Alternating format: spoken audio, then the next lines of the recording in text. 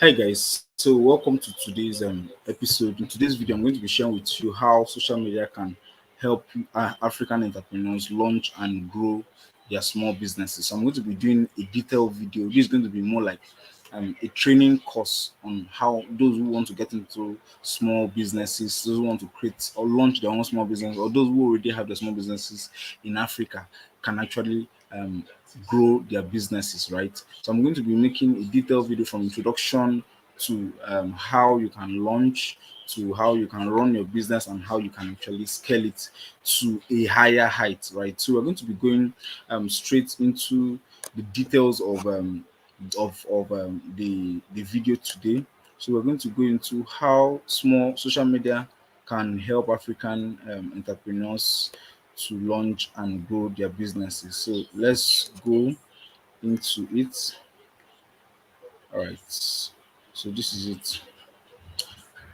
All right. So first of all, I'll be talking about who is an entrepreneur, right? So first of all, an entrepreneur is who is an African entrepreneur.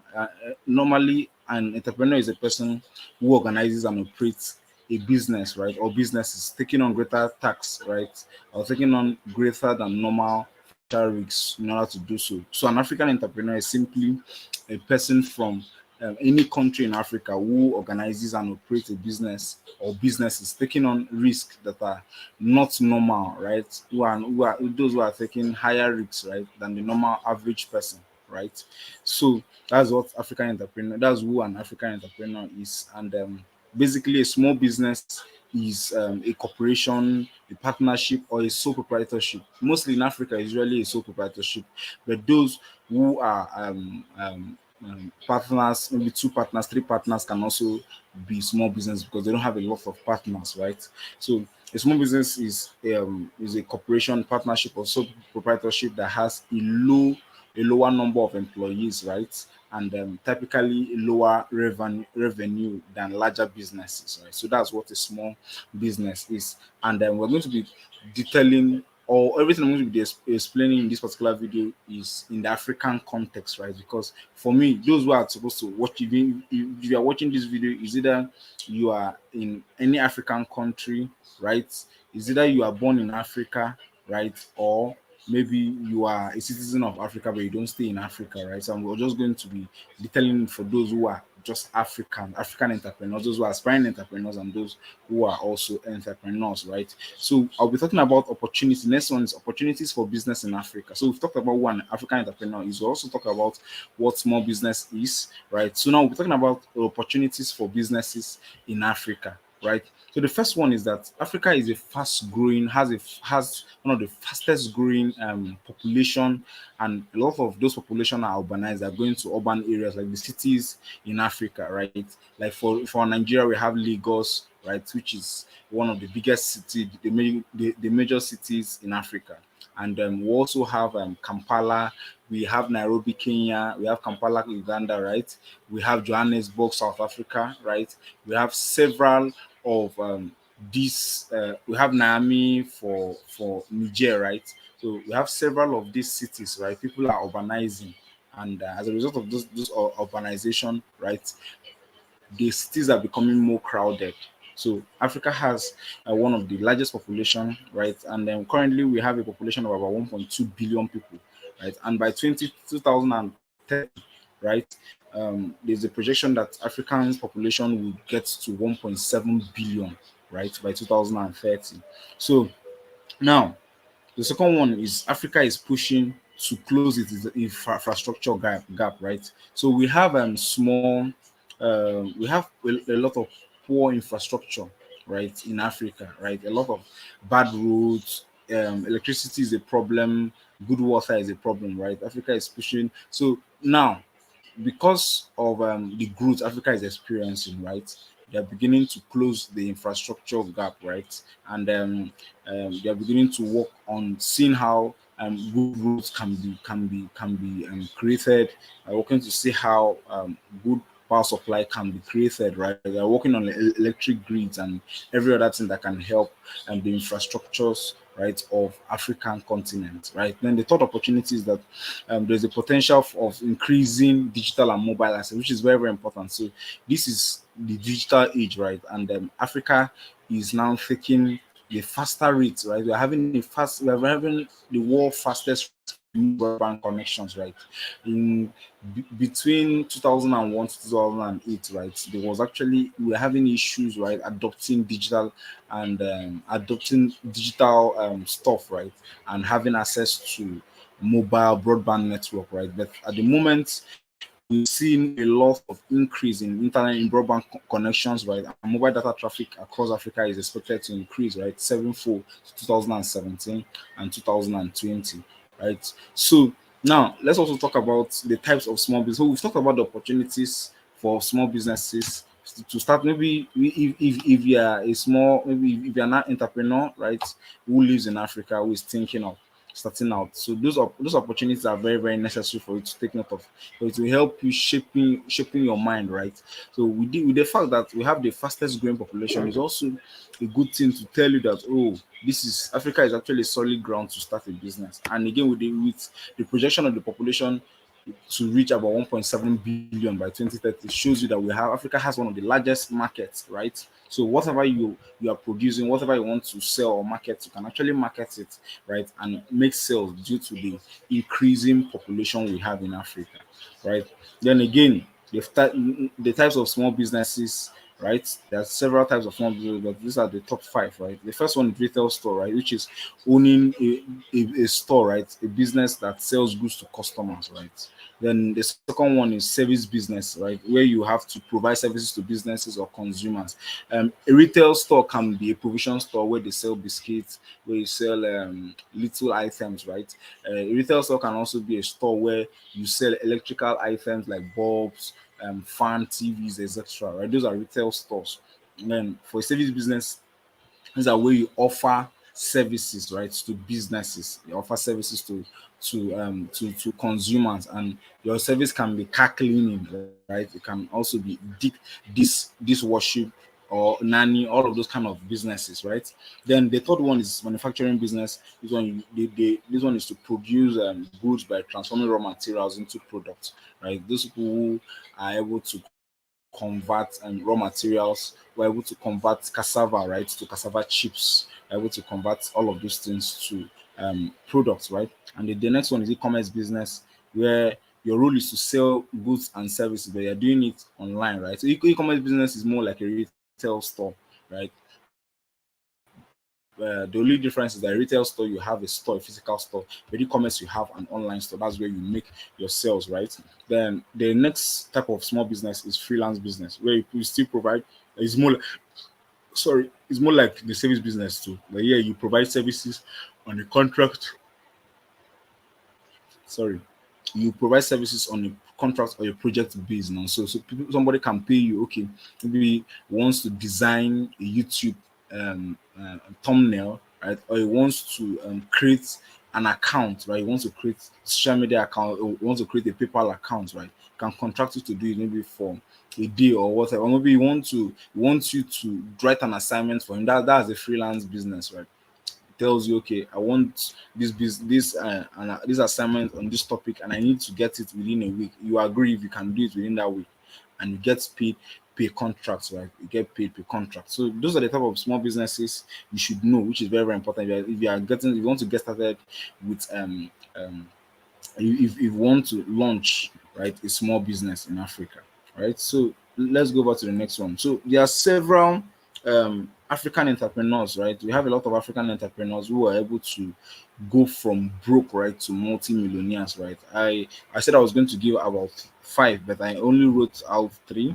Maybe there was a mistake. I was supposed to add the remaining two, but I'm going to add it in this particular video. So the top five African entrepreneurs who went from broke to multi-millionaires. And the first one is Aliko Dangote, right? So though he came from though from what we know, he came from a lineage of wealthy men, right? His grandfather was one of the richest in Africa. His father was also one of the richest, right? And he himself, though he did not like solely depend on what his parents had, right? He had to also work for himself. He was able to raise capital himself, and built his business. And as of the last time I checked, right, he was the second richest man, right? The second richest man in Africa, right? So very, very important. Then the second one is not Wale Adenuga, sorry, is I think Mike Adenuga. Mike Adenuga. He's the founder of Glow, right? He owns Glow and several telecommunications. He also owns several kinds of businesses, right? He's a multi-millionaire. I think he's a billionaire because the last time I checked, he was worth over $6 billion, right? And Tony Lumelu, he's the owner of UBA Group, right? He's also the owner of Tony Elumelu Holdings, right? His Hess Holdings, right? And he's also the owner of Transcorp, right? So he's actually a multi-millionaire, right? And these are people who started from nothing, right? Who started selling little stuff, right? Who started from small businesses till they eventually became multi-millionaires, right? So this is a proof that you can actually do well, right? Online, you can actually do well with your small businesses if you're able to if you are able to have an open mindset and you're able to build yourself right from whatever business you're getting into. So we have several other entrepreneurs who move from broke to multi-millionaires. We have people like the founders of Paystack, those the young boys, right, who were able to create Paystack, right? Paystack is a mobile platform where people are able to make transfer, right? I think it's Paystack, right, or Flutterwave, something like that. So they were able to grow that company and sold it for about $200 million, right? Sold it out for 200 million there. So they're one of the richest, and the founder of Pega, a lot of people, Laser Pay, and the rest, right, who have been able to move from just normal entrepreneurs to multi-millionaires. So let's talk about the next one, which is okay, sorry, okay, simple steps to start a business in Africa.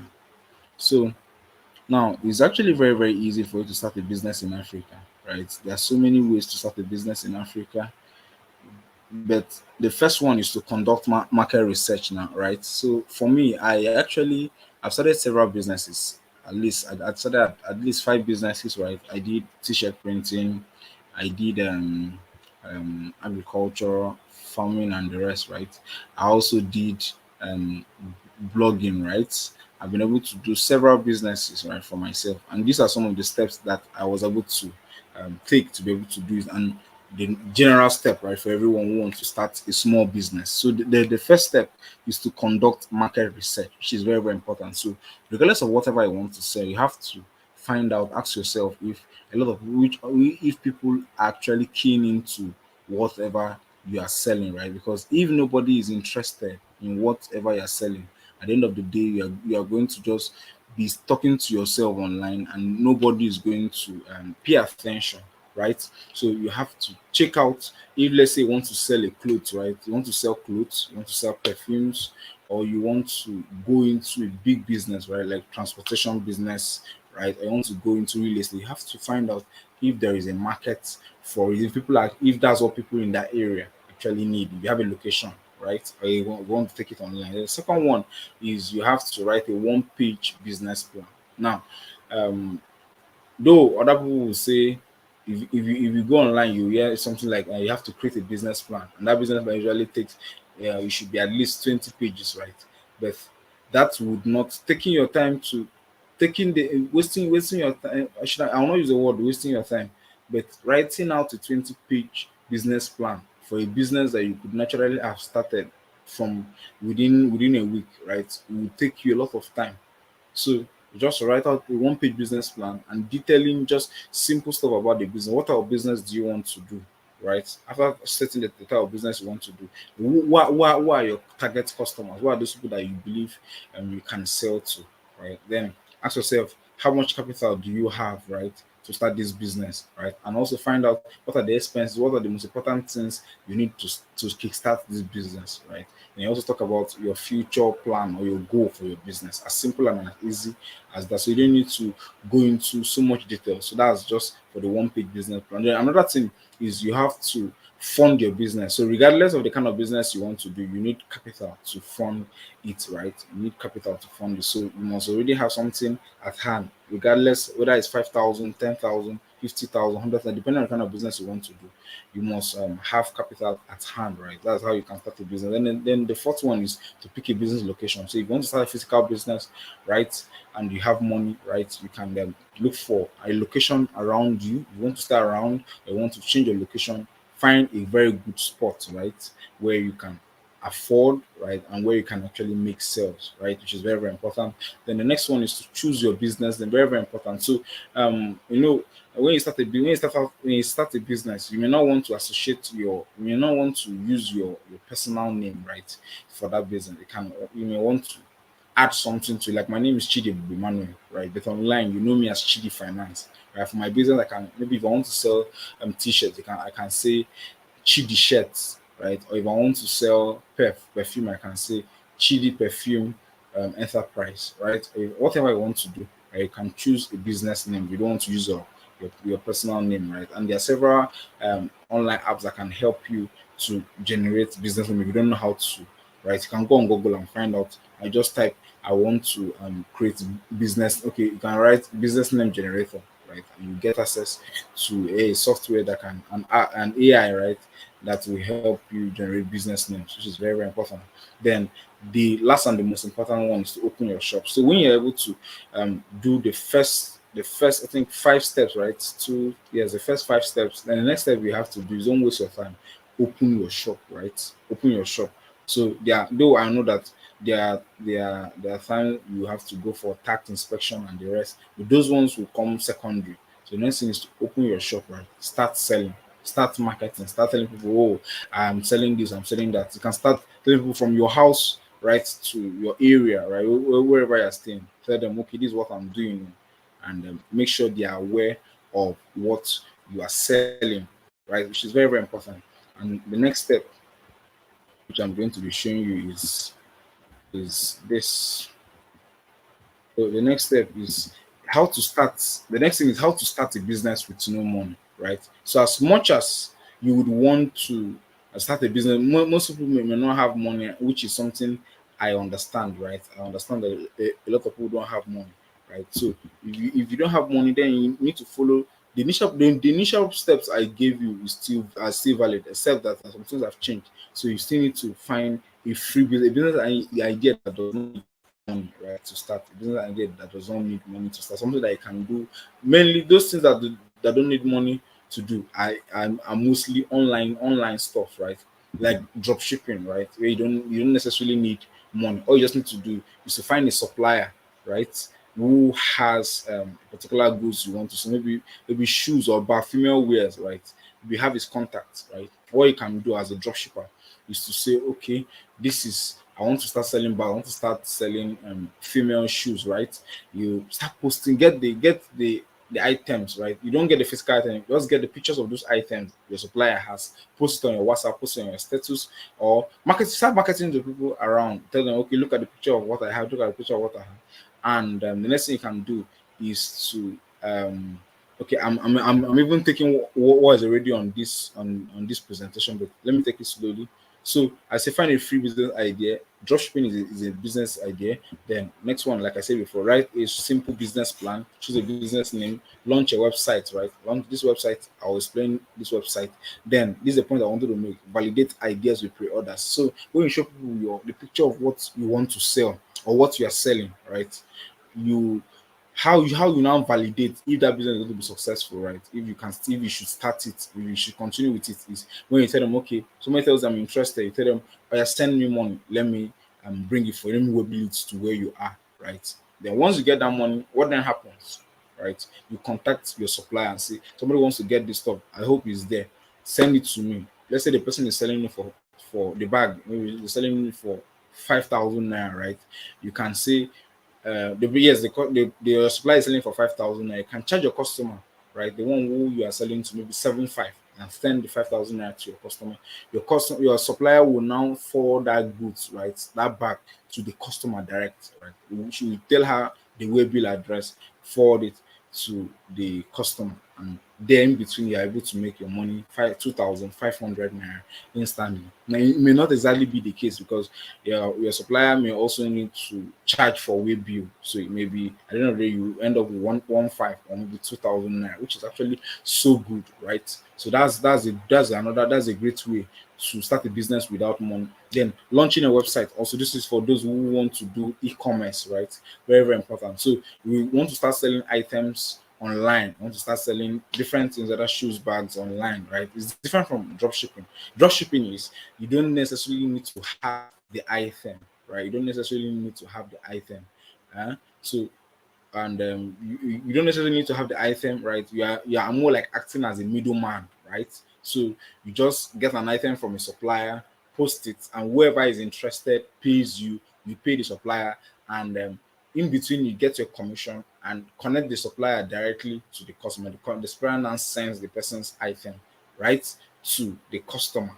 Right, as easy as that. Then for e-commerce, you have the item, you want to start selling them, whether it's bags, whether it's chairs, whether it's shoes, whether it's perfume, whatever you have. So you have to create a website where people will come and view all of those items, right? They have to come and view all of those items and patronize you. They will pay you for it, and then and there you can actually start earning money, right, without any capital. Then after you've done that, of course you know that you're not going to continue with your free, you're not going to continue with no money, right? So once those money are coming, you have to keep saving them, right? You have to save them up so that you can now grow, right? So the next thing is to source funding to grow, which is very, very important. So the next one, now this is more like a question, and me giving you a reason why you should start business. So if you're an African, you're a young African. Now the people I'm talking to are those who are between the ages of 17, right, to the ages of 30. Those who have left secondary school, right? Those who are currently undergraduate, those who are graduate, those who are coppers, right? Those who are also stay-at-home moms, right? I'm talking to you, right? Where if you're able to start a business at this fresh part of your life, right, you can set yourself up for success, right? So why should you start a business in Africa? Why should you start a business as an African, right? So like I said before, right, Africa is a fast developing continent, right? And many foreign investors, for many foreign business owners understand that there is a lot of money to be made in Africa, right? So I think some years back we had the presence of Jack Ma, right? You have people like Jack Ma, right, in Africa. And just recently we had Bill Gates, right, in Nigeria. He came to visit. He was with the current president of Nigeria, President Ahmed Bola Tinubu, right? So we have a lot of top investors, multi-millionaires, billionaires who come to Africa because of the potential in Africa, right? So as a business, if you're starting a business, you should be aware that there are a lot of opportunities in Africa, right? And we are not just we are not as okay business okay, like I wrote here, there are a great number of opportunities in Africa that many businesses aren't aware of, especially as the continent of Africa is not only small but poor, right? So Africa is not a place without opportunities. No, Africa has a lot of opportunities, right? But one thing that would make you stand, one thing that will make you succeed, right, is taking advantage of the fact that we are that we are developing. If people who are in the US, right, in a developed country, actually making progress. Then how about us who are in a developing continent? Right, we can actually be developing alongside. Our businesses can actually grow alongside the development of the continent, right? And before the continent become developed, you're already a multi-millionaire, a multi-billionaire, right? So you're constantly innovating to be able to succeed, which is very, very important. Then again, now, what are some of the tips for success in entrepreneurship? Because as much as what I've said now, I told you how to start, right? You have to also know what are the necessary tips that are required to succeed in entrepreneurship, starting out a business. Now, the first one, you have to learn from failure. Very, very important. So there are a lot of people who have failed, even those who I mentioned initially, who are top, who are multi-millionaires. They have always shared their failures, right? We see the challenges they go through in businesses, right? Like in the past, Aliko Dangote was always the number one, like he was Africa's number one richest man, right? But currently, due to circumstances. I think just a few weeks ago, I got an information that he's no longer Africa's richest man. Right, he's now the second. Rupe from Egypt, right? I think from Egypt or South Africa. He's now Africa's richest man. So you have to learn from your failures, see what they are not doing well. Right, though those are bigger examples, right? But look around you, people that are around you who are doing the same business you want to do. Find out look at their failures, look at the challenges they are having, learn from those failures, right? Very, very important. The next one is business and pleasure don't mix. So a lot of African entrepreneurs have this issue. So they want to succeed in their business, and but they also want to have pleasurable activities, which doesn't work, right? So if you're into business, you have to stick to business, and even if you want to go into pleasure, you just know that the timing for it, you have to learn how to balance them, right? You should be separate. You should not one should not overwhelm the other one, if that is you, right? They should be aware that business and pleasure does not mix, right? They don't go hand in hand. So if you're either into business or you're into pleasure, right? Except you're into the hotel business where your business is pleasure, right? But if not, so your goal is to help people. If you're selling items to people, is to help them, right? Do stuff for them that will actually help them so that they can pay you money. And if you are doing so, you have to then be innovating. You have to then find a way to please your customers, not having enjoying yourself or going to clubs, right? Very, very important. Then the third one is to motivate yourself. So starting a business or being an entrepreneur can be very, very challenging. So you have to learn to motivate yourself. You have to learn to push yourself up. You don't have to wait for anybody to tell you, oh, today is business day. You have to go to workplace, you have to go to your store, or you have to start posting your stuff online. Right, you have to motivate yourself. You have to say, okay, this is what I want to achieve. This is what I want to do for my people. This is what I want to do for my customers. Right, then you have to constantly work, appear online every day, be consistent to be able to achieve what you want. And the last one is to be patient, right? For you to succeed as an entrepreneur, you have to be very, very patient. Some goals are not achieved in a year, some are not achieved in 5 years, some are not even achieved in 7 years. One thing is necessary, you have to be consistent, right?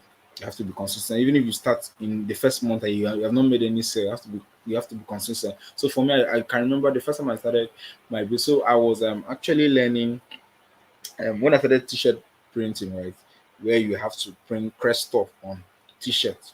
So I was learning it because I had that interest when I finished school. And though I had not even finished learning, I started posting and telling people, oh, I can do t-shirt printing. Started publicizing it, and after I did it consistently for about a week on Facebook then, and then suddenly one of my senior colleagues saw the post and messaged me and said, "Oh, there are people who want to do stuff with me." He connected me, and I got their contact, and I was able to get those clients. Right, those people paid me for the particular contract. That was the biggest. That was one of the biggest contract I did. Right, and I earned so much from that particular contract. Right, so you have to be patient. Right. You all may come within a week. You might make your first sale within the first day you start, maybe even the day you make your first sale, right? So you have to be patient. If things don't go your way, you have to constantly you have to continue, right? Consistently, you have to be very consistent, do the work, right? And um hope and just be aware that definitely things will actually work out well if you're doing the right thing. Very, very important. Now, I'll be talking about the top five profitable businesses to start in Africa. So there are several businesses to start in Africa, but these are the top five, right? I'll be talking about physical business. I'll also be talking about online business, the ones that are the top. So the first one is transportation business. I know this one here, if you don't have a lot of capital, you may not, this one will not be fit for you, right? So if you're doing transportation business, all you just need to do is to get a car, right? A car, a bus, a keke, a bike, whichever one you can afford, right? And if you can drive it, you drive, or if you can give it someone who is trusted to ride and be paying you consistently, right? They'll be paying you on a daily basis. You can actually earn from that business, right? So transportation is actually very lucrative, and seeing the large market, right? Especially if you're in cities like Lagos, right? You are aware that transportation is a key problem, right? So distance, because of a lot of things, right? So you have to, if you can afford getting a vehicle, right, you can actually get into it. If you cannot afford, you can do a higher purchase, right, and start riding. right? Start riding and earning money for yourself. It's actually a very good business. Then you can even afford to sell cars too. It also work. A lot of Nigerians are constantly buying, especially civil servants and other entrepreneurs are buying vehicles. So that's also a very good and profitable business to start. And the second one is fashion and design. A lot of people want to wear clothes, want to wear trending clothes. And in Nigeria, we have different clothes for different occasions. So for Sunday, we have our cloth. For wedding, we have the type of clothes we want to wear. For burial, we have the type of clothes we want to wear. For child education, we have the type of clothes we want to wear, right? So, and for school, there are also different kinds of clothes, right, to wear. So if you're into fashion and design, you right, if you have the skills, right, you have to stay in it and innovate, right? But if you're not, you can still get into fashion and design. It's still a very, very hot business to do and can make so much money for yourself, right?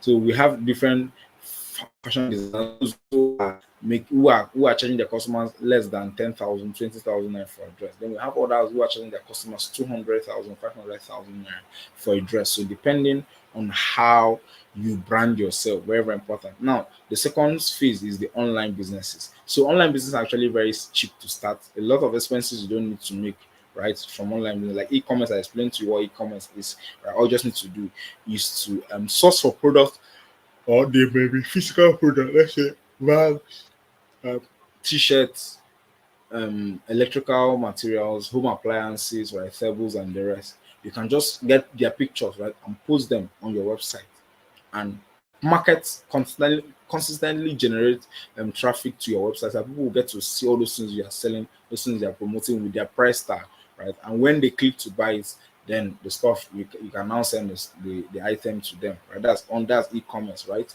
And the second one is drop shipping. All you just need to do is to get a supplier who has a particular item. Let's say um someone who is selling books like this, who is selling books, maybe a rich dad, poor dad, or whatever type of book, right? You get the person's the supplier's number, right, and start promoting this stuff, this book. You can run Facebook ads for this, or you can run WhatsApp ads, or you can just be posting on your WhatsApp status, right? This book goes for 500 naira, this book goes for 1,000 naira, and somebody will tell somebody messages and tell you, well, I'm interested. You don't have the book, right? You just have a picture, right? All you just need to do is tell the person, okay, this book is 500 naira, and the person sends the money to you. Add transportation or way bill if you are going to charge for it, and the way bill is going to be 250, so 750. Maybe you are buying from the supplier around 250 naira for this book. Then for way bill maybe 200 naira, right? So you are going to pay the supplier 450 naira, right? And what you're going to be earning, because the customer paid you 200, 750 naira, you'll be earning 300 naira. The supplier will now forward this book, right, from the store to this customer. So you act as a middleman, right? It's very, very important. Then the last one is affiliate marketing. So affiliate marketing has the same concept, almost the same concept like dropshipping. The difference is you are recommending items to people, right? So you see an item that you like, maybe this book, you're scrolling through a page and you saw it. Oh, I like this book. This book is actually very nice. I'm going to get it. If you want to also get it, I would advise you to get it. If you have people who want, oh, this book is good, or maybe a lot of us do affiliate marketing, right? So we go to a good restaurant, we eat, right? And if that food is nice, you can tell people, oh, I went to this place, now you can go and test their food. It's good. That's affiliate marketing, right? That's marketing, right? So now, one difference between affiliate marketing and referral, because most people think that's referrals, right? Affiliate marketing, what happens with affiliate marketing? Affiliate marketing is a standard business, right? Unlike referrals where you do and you don't get paid, right? With affiliate marketing, if you're promoting this item to somebody, oh, I saw this stuff online, you can get it.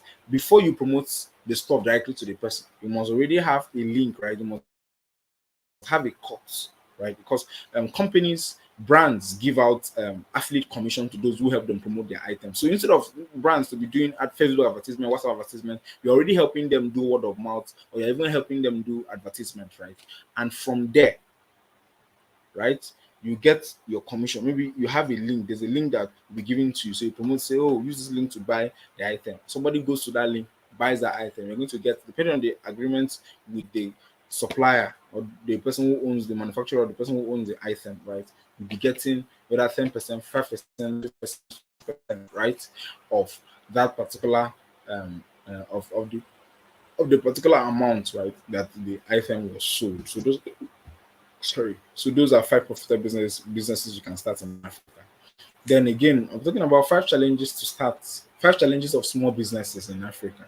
Right, it's very, very important. And the first one is lack of capital. This one almost everybody. Right. So if you're, let's say you're a young person, those who are in secondary school, you're university, you're a fresh graduate now, right? You don't have so much money. In fact, regardless of how you how of what you think, not even regardless of what you think, statistics has also shown that those who are graduate are still feeding from their family. Many of you don't have businesses you are running, right? So capital is a major challenge. As much as you want to start business, you want to start transportation, you want to start farming, you want to start selling t-shirts, you want to start printing, you want to start selling perfumes, doing drop shipping and all of those stuff, right? You need a little capital to start. A lack of capital can be a very big challenge, and not just one person. Several Africans are having the same. Myself, when I started, that was my very big challenge, right? I don't know how and where to get, right? It was so difficult, right? The second one is difficulty in marketing and advertising. So many small business owners don't know how to market. Many people don't know how to advertise, right? That's the reason why, regardless of how good your product is, the item you want to sell is, if people don't get to see it, it will remain with you, right? So that's a big problem. The next one is competition from industry leaders. So we are starting out if you're starting out as a small business. Let's say you want to sell cement right now. Dangote is the sole distributor of not so he's the biggest distributor, is the biggest manufacturer and distributor of cement right in Africa. If you want to start selling cement, you know it's actually very, very hard for you. It's going to be very hard for you to break out as a small business, right? So there are people who are already at the top, right? So it's going to be very hard to compete. You have to do a lot of competition with those who are key industry leaders, right? Very, very important. Then the next one is maintaining quality customer relationship. A lot of people have issues with customers. A lot of small business owners have issues with customers, right? So they cannot build quality customer relationship. Everybody, just at any slight provocation, they get offended. And one thing is that customers are very, very valuable for you. Without a customer, your business cannot grow, right? So you have to learn to maintain that quality relationship with these people, which is very, very necessary. Then the next one is finding a balance, right? Finding a balance with between working long hours and business success. So a lot of small businesses, right, burn out because they cannot find the balance between working hours and business success. A lot of them are either students, right, who are juggling with academic activities, right? They're juggling with academic activities, and you're also doing business. At the end of the day, most people tend to burn out, right? They tend to burn out, and it can be very, very challenging for a lot of people, can affect them mentally, can affect them health wise, right? So it's very, very important that as a business owner, you take note of all of these things I'm saying, right? Then I'll be showing the next slide. I'll show you how you can overcome these challenges, right? So let's go into it so that you get to see how you can overcome these challenges. Now, how to solve these challenges? Now, the first one is bootstrapping or crowdfunding. So this one solves the issue of sorry this one stops the helps you solve the issue of lack of capital, right? So bootstrapping is simply self-funding your business. So instead of waiting for somebody to help to fund your business, to give you money to do your business and all of those kind of stuff, you raise capital by yourself, maybe through savings, the pocket money you have, right? You can save the pocket money your father, your mom gives to you, right? Or your husband, for those who are stay-at-home moms, your husband gives to you, right? Or maybe those who have uncles and aunties who support them, right? Or and a lot of people will say they don't have aunties or uncles who support them. However, any amount of money you have to start your business, you can do that. That's bootstrapping, or you can use crowdfunding method, right? So a lot of us use social media to post and market a product. Are you aware that you can actually do crowdfunding where you tell people there's something called this I think a service called GoFundMe, right? Where you can create um where you can create is a campaign, right? Where you requesting for people to support you, want to start a business. You can run a campaign. People can you can say I want to start a business, so I have 50K and my business will cost me 200K, 300K to start. You can simply support me. People, your friends, your family members can actually do that for you, right? They can help you raise funds, and that's called crowdfund. That's how you can solve the issue of lack of capital. And the second one is digital marketing, right? So I told us in the previous in the previous discussion, the challenge was um, um, inadequate marketing efforts, right? Most small business owners don't know how to do marketing, right? So if you don't know how to do marketing advertisement, you can help. Digital marketing can help you, right? Where you just need to, you don't need to spend so much, you don't need to do so much with just your phone and a good social media platform and the wisdom on how to market, right? You can actually be doing digital marketing on your social media platform, or you can hire people who are digital marketers to help you run for minimal amount, right? It's cost effective. It's much cheaper than doing a billboard, doing printing banners, and doing a lot of things, right? This one does very. The advantage in digital marketing is so much because you get to meet a large audience, right? And that large audience will now help you succeed, right? It will help you achieve your goal very fast, right? Then the next one is smart branding. And for you to be able to beat those who are already at the top, you have to learn how to attract new customers, right? So you have to be able to brand yourself. So if people around, let's say you want to start selling peanuts, you want to start selling chin chin, you want to start selling, people around you are putting their chin chin in waterproof, right? You can actually decide to innovate, right? Look for a fine cup to put those chin chin, then put a branded label around it, right? That's how you can actually innovate. That's how you can actually brand yourself and stand out as a top, stand out among the competition. So it's very important to you if you're starting out as a small business owner. And then another thing is to hire some help, right? So for those of you who easily burn out, right, or those small business owners who are having issues with burning out, right, you can hire people to help you, right? You may not necessarily need people who are experts or professionals. People around you, like your friends, your colleagues, right, your brothers or sisters, who are going to assist you in your business, right? So that it will take off some loads and labor from you, right? It's very important. Then also networking with other businesses, like finding out what other businesses are doing, right? And those who are in the same line of business as you are, right? Following them, asking them to work together with you, networking with them, and then seeing how you can work together. That's also a great way you can actually solve the issue of burning out, which is very, this is something that is necessary. You should take note of. Now, how do you find opportunities for as an entrepreneur in Africa? So there are several sites for funding, right? Though I talked about if you want to fund, you want to solve the issue of lack of capital, you should do bootstrapping, which is self-funding or crowdfunding, right? There are other sites that can help you get access. There are sites that can help you get access to grants, that can help you get access to loans, that can help you get access to funding, right? In Africa. Those ones are mainly for those who are in Africa. And this site you can find them inside. You can find these opportunities for funding and learning in sites like opportunitydex.com. You can check the link in the description. I'm going to be dropping the link there. You can also the second one is opportunityforafricans.com, right? That's also a site where you get to see list of opportunities for those who are into entrepreneurship, where you can learn innovative strategies from top experts, right? And if you're in Africa, you can get access to all expense paid trip to different countries in the world, where you get to learn from people who are doing well in a particular sector you are in, right? And they get to fund your travel, right? For free. I have series of people, Kennedy Akeze, who has gone around several continents in the world. I have people like Grace Ihenji Amazon, right? From Nigeria. She's currently in the United States, right? She was able to go to Japan, she was able to go to Tokyo, she was able to go to UK, US, several countries, right? France and the rest. I was able to go to all of those countries through, and it was all expense paid, right? It was all paid, right? So you can get access to all of these opportunities to learn and to also get funding. Now, also learning apps like Branch, right, can also help you succeed. You know, there are a lot of learning apps this period in Nigeria, in Africa, right? So you can get access to it. They give you little funds, right? You can add to your business, you can use to start one or two things, right? And then you pay back, continue building your profile, and before you know, you get access to as big a loan as big as $2,000, 1 million naira, right? From those simple apps and sites, right? So it's very important that you take note of that.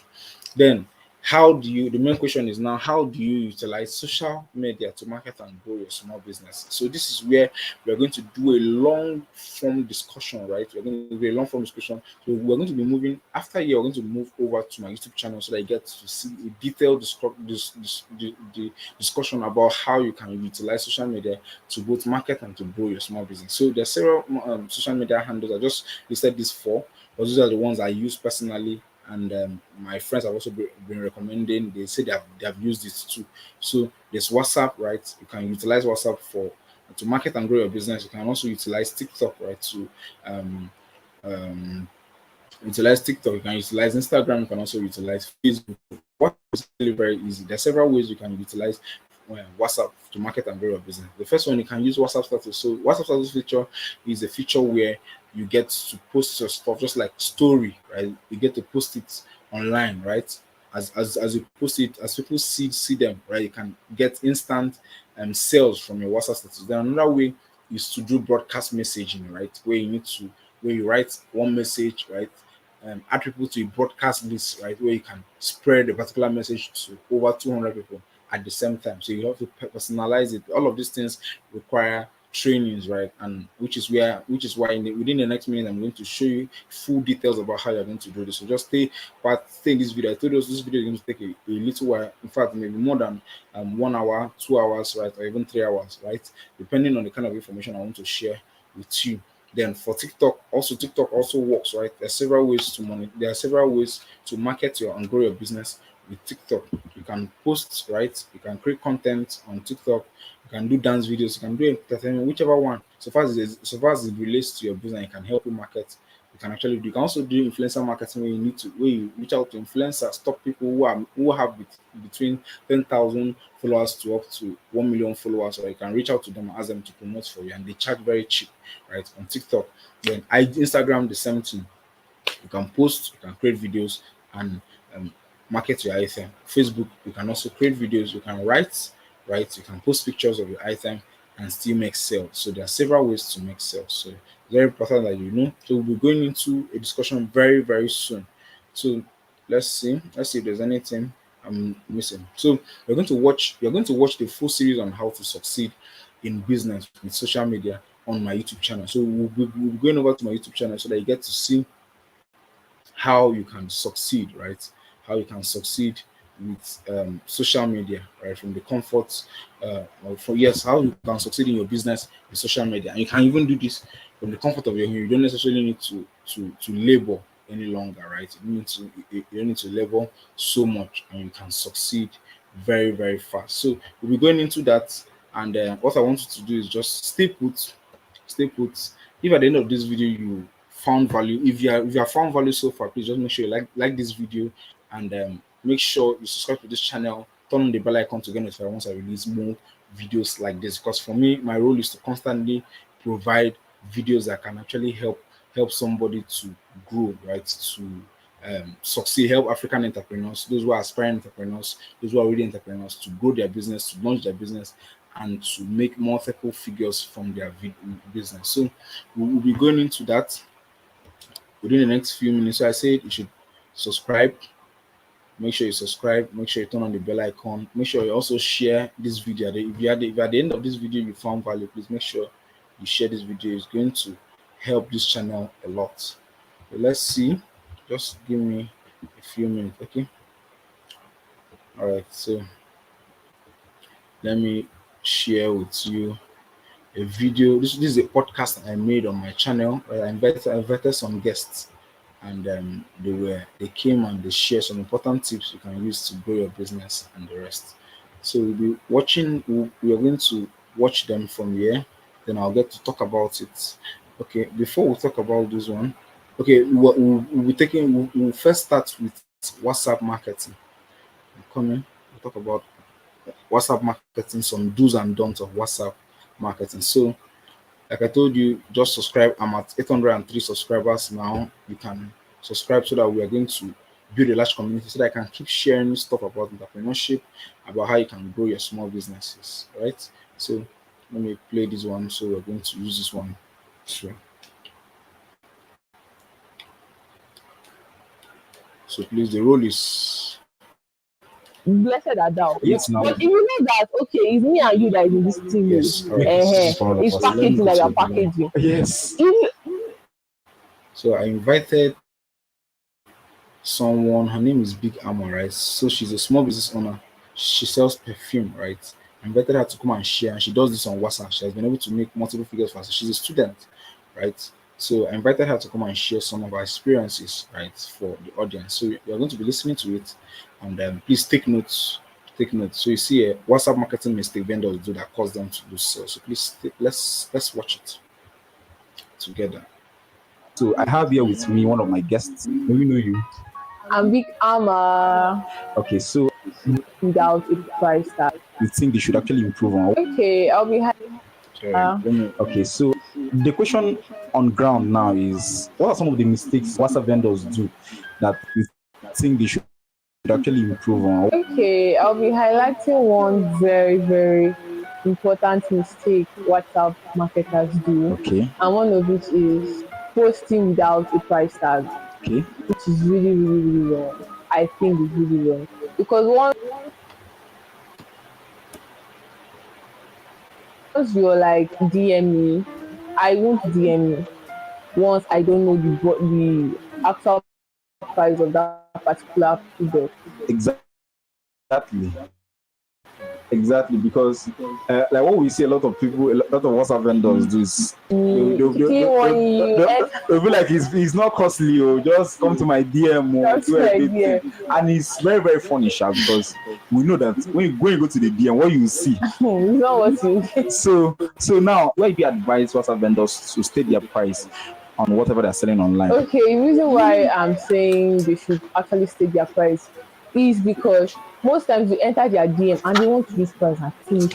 Like they just want to destroy your life. So okay, let me say in your head now you have a budget of like, okay, let me say at most this product should be like 10,000. 10,000, yes. Entering their DM, you are now hearing 25k.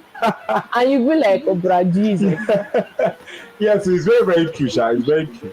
And that is why there's this meme around now. You be like, I rather buy from my friend is selling an item, and my enemy is also selling. But my friend is telling me 50k, and my enemy is 5,000. Exactly. That's true. And the unfortunate thing with most of these WhatsApp vendors, WhatsApp is a place where your customers are usually your contacts. Yeah. Right? And the contacts you have mostly are usually your friends, relations, and the rest, right? And if I'm your friend and you are selling an item on WhatsApp, it would be best to me. I would love it if you put the price than telling me to come to your game. Because give me a price that looks ridiculous. I can't. I mean, I may be forced. Like some people, like there's a time. Yeah, where I have this. Convincing. Yes, so I may choose to buy from you, right? But if I eventually buy from you, I'm not buying it from my heart, and that will be the last time I'm buying it, right? Never. So these are things that all WhatsApp vendors should actually improve on. If you're selling any item, whether it's perfume, regardless of how much you're selling it, 2,000 naira. Let's know the price. I think that's the best, right? Let's know the price. Or better still, if you say okay, when you put the price, most person like, yeah, I know those issue of cocoa, they are still there. Those people that have strong hair, coconut hair, they are still there. You feel a price, you still want to enter the DM and go and buy again. At the end of the day, you still not buy it. Most person are just very funny. It's different. But what I will actually advise is that you can actually add, let me say, like 2,000 to 3,000 naira from the actual amount, so that once they enter your DM, to be like, okay, I want this. Will you move something from me or probably slide something out of it for me? You can now take out, like, let me say, the 2k, the extra 2k you added, so that at least they'll feel, oh, this person took out something from me. Not knowing that you're playing with their psychology. I think I had that experience too. There's this girl I know of who sells. She makes shoes herself, very classic shoes, right? And she's my friend on WhatsApp. She has been my friend for about 2 or 3 years, right? And I've been admiring the shoes she's been making. The one issue I have is that she doesn't put the price tag. And for me, if I'm buying shoes, the shoes I buy, I know you may think you may call me local boy. It's okay. I don't buy shoes above, okay, let me say above 20,000, right? Regardless for of now. For now, yes. Exactly. So I messaged her. I was like, how much is it? She said, come to my dish. I even commented on her post too. I was like, how much is this? She said, inbox me, inbox me. I said, okay, let me inbox now. Let's not look as if inbox her. What I saw there was 45,000. I was like, 45,000. I will not save my. I just said, okay. Did you know that? I just said, okay, thank you very much. I'll get back to you. Since then, this is about 4 or 5 years since then. I've not gotten back to her. And what even pained me most was that I noticed it was a post she made, and it was more like about what happened between me and her, right? So I entered her DM, I think in the afternoon, and in the evening she posted something on Facebook. She was like, some of you that will just come to my DM, you don't have money, you are coming there to ask me price, right? Since then, any that I see, whether you're my friend that is selling stuff, right? If you don't tell me the price, or you tell me inbox me, I'll never inbox you. I'd rather go to Alibaba or AliExpress or Jumia, find out the price of that product and sell it, right? So this is something, if you're a WhatsApp vendor, you have to take note of it. Whatever you're selling, regardless of how high the price is, state it. Let's know what the price is. And we will tell you whether we're going to, those who are actually going to buy it will actually buy, yes. Those who can afford it will buy it. So it's not a problem. Just tell us what it is. Even if it's 100K, put it there 100,000. People buy goods more than that. Yes. I think I even have somebody who I don't sell physical products. I deal with digital products, right? It's an item I had to sell. I think it was 50,000 naira. I just stated it on my WhatsApp status. I said, this stuff is 50,000 naira to help you do this, to help you do that. Somebody made a screenshot of that post I made, messaged me on my DM, paid the 50K and came to her status, right, and posted, I just bought a product of 50,000 naira for my personal development. So you see why those prices can also help those who really want to buy it. Exactly. Appreciate the price. Yes, we would appreciate the price. So state it. Let's know what it is. Don't say if you post it, they'll be afraid. Though. State it. If maybe your price is higher on your status, somebody comes to you and like, because definitely Nigerians don't buy without negotiating. Yes, definitely. So they'll come to you, maybe you have a shoe or a bag of 50K. You put 50K, or maybe the actual price is 50K. You put 55K or 52. Yes. They now come to your DM and you're like, okay, because you DM'd me. The last I can give you 50,000. That's okay. Reasonable. Yes, okay. That's very okay. Because stating the price of goods, the hike in prices these days actually is crazy. All right, so this is one mistake WhatsApp vendors do. Is there another experience you've had? And secondly, yes, okay. You know your audience. Yes. I'm your friend. I'm your friend. You're my friend. You know that okay, that I don't have up to this. Yeah, the thing you are posting is for big. What are those big men now that want to come and buy? And I think I also had that experience. You know, I was selling. There was time when I needed money very badly. I have to start selling iPhone. The goods is gonna stay in your hand. It's unfortunate. You're just posting it. You'll just see it and be like, my future self will buy this, but I'm not going to buy it now. Exactly. So know what your audience can afford. Exactly. Know what they can afford. You're reaching out. Yes. You're reaching out to girls. I know students actually pull out money. Yeah. Like me, I sell perfume. I know the kind of perfumes I actually give a particular person. Yes. Like I'll just look at you and be like, okay, like there's this particular guy that says my papa. He loves perfume. He can pull out at least 30K to buy perfume for him. Even if it's one bottle, he doesn't care. Serious? He's only letting just smell nice. Wow. People are like that.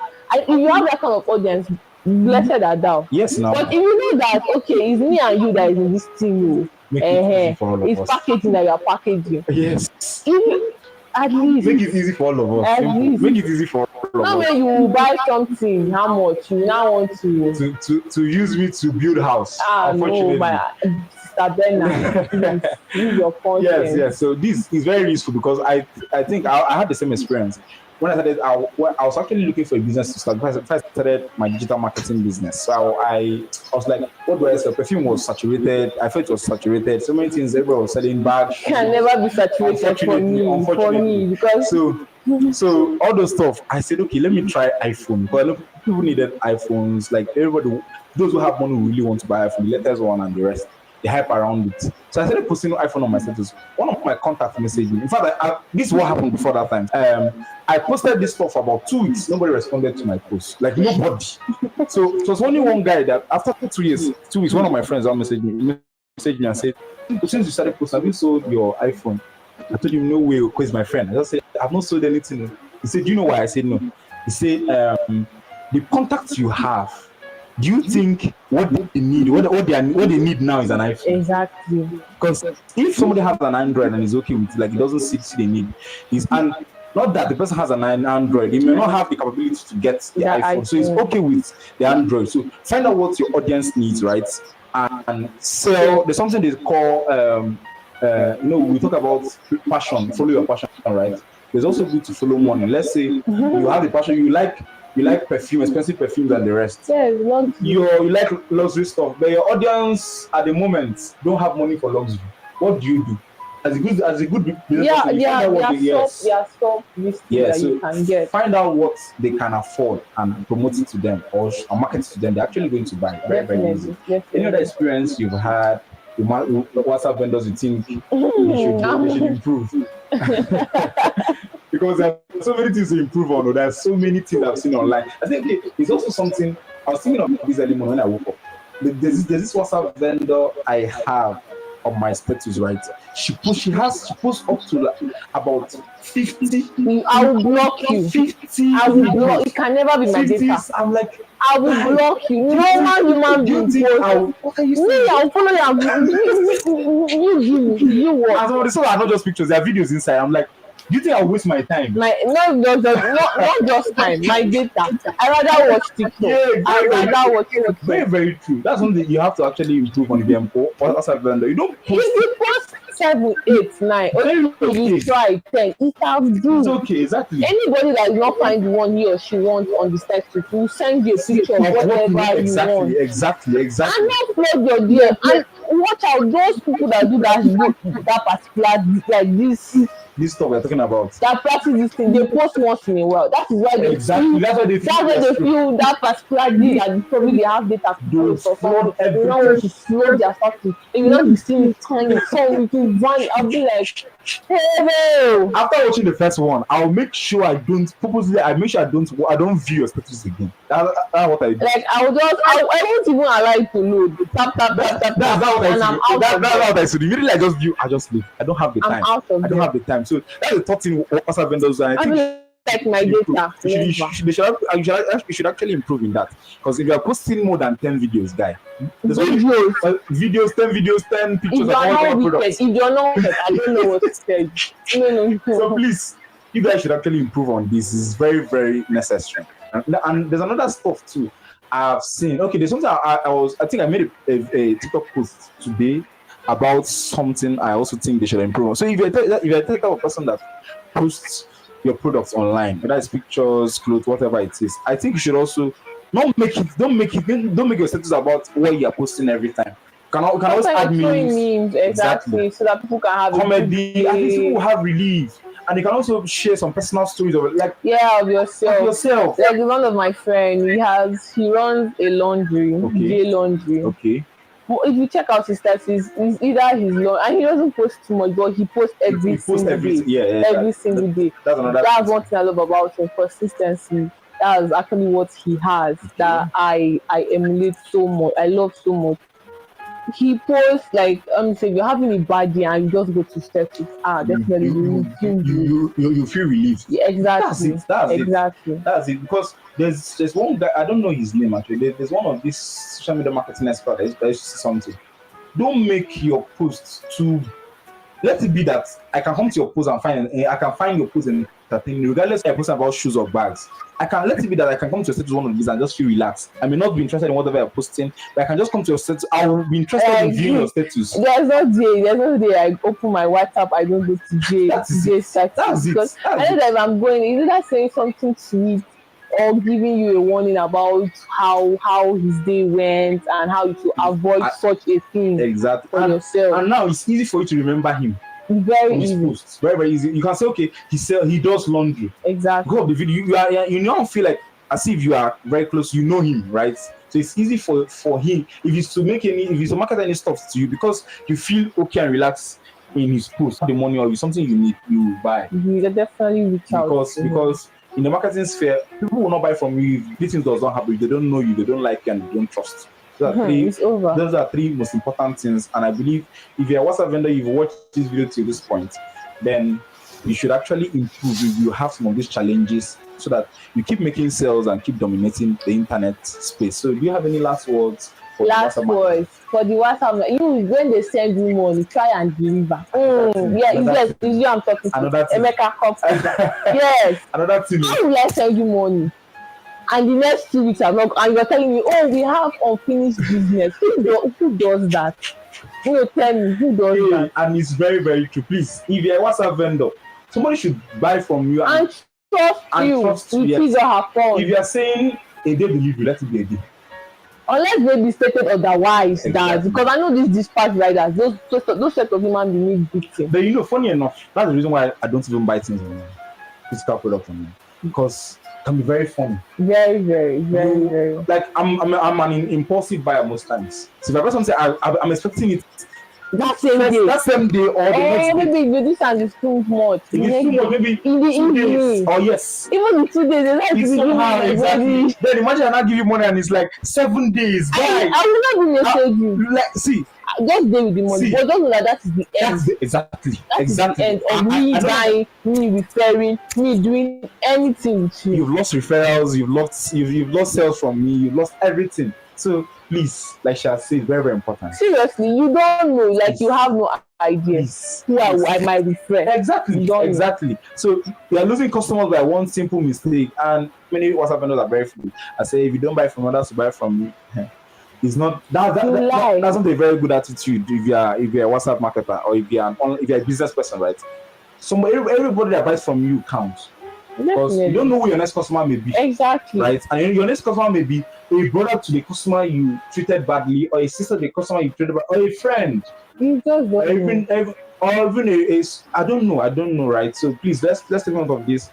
And I believe with these little tips you would improve help you improve yourselves and do better, right? So thank you very much. If you have watched this video to this end, I really appreciate you, and I would love you to do what? To like this video.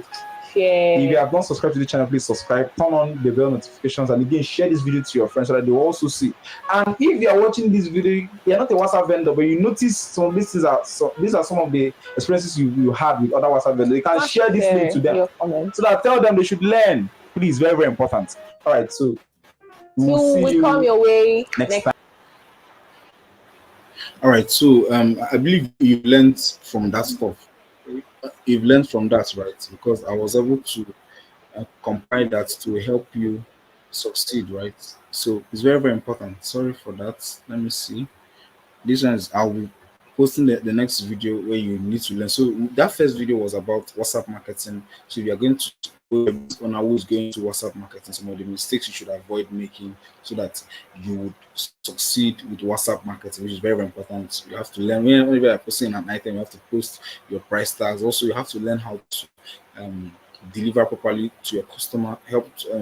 Also learn how to create that trust and credibility in the sight of your customers.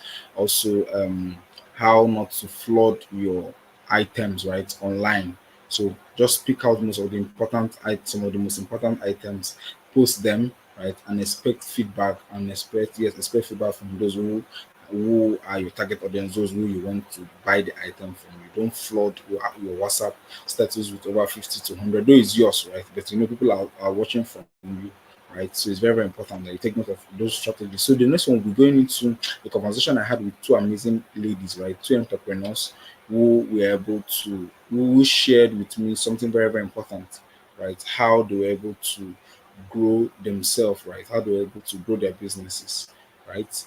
And some of the steps they took to grow those businesses. So let's go into that. Let me see. Let me find the video. Give me a minute. Give me a minute.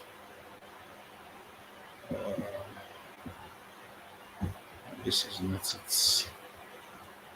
Sorry, let me get the video. So I had two entrepreneurs who came online and they shared something very okay. Before that, let's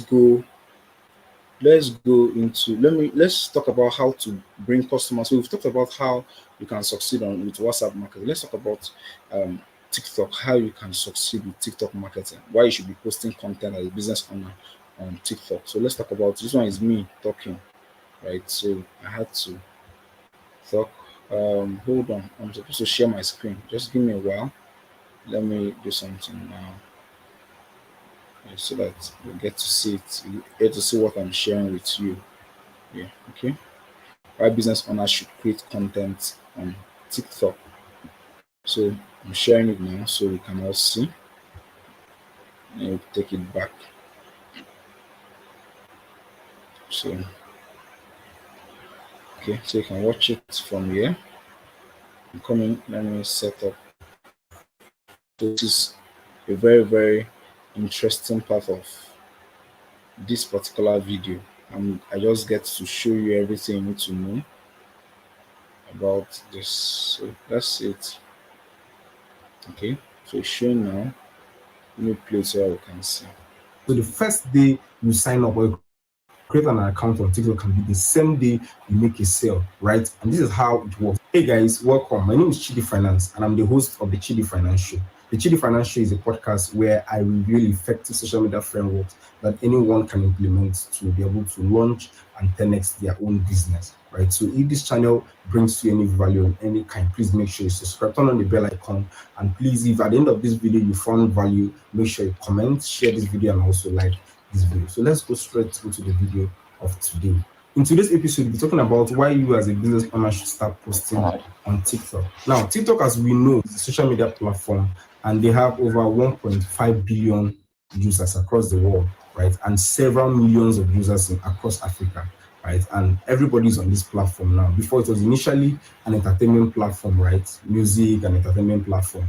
But now TikTok has gone beyond that, and you can actually leverage on the TikTok platform, their algorithm, start your business and make multiple figures on the TikTok platform, right? So the TikTok platform is one of the best platforms I've ever used, right? I started on TikTok about a year ago, and I can boldly tell you that TikTok is a place for business owners, right? So I started my content creation last year, everything about me on TikTok, right? And then I've been able to scale it to YouTube, Instagram, Facebook, across all channels, right? And now I'll be sharing with you why you should actually start posting on TikTok. Well, I told you earlier that TikTok has actually transitioned from an entertainment platform to an educational platform. So not just that it is an educational platform, they actually do entertainment on the platform, but if you're a business owner, you can both entertain and educate, right? Now, even if you don't want to entertain, you can actually educate and still get buyers. You can advertise on the platform, you can create useful content and get buyers that will message you directly on TikTok, or you can add a link to your TikTok profile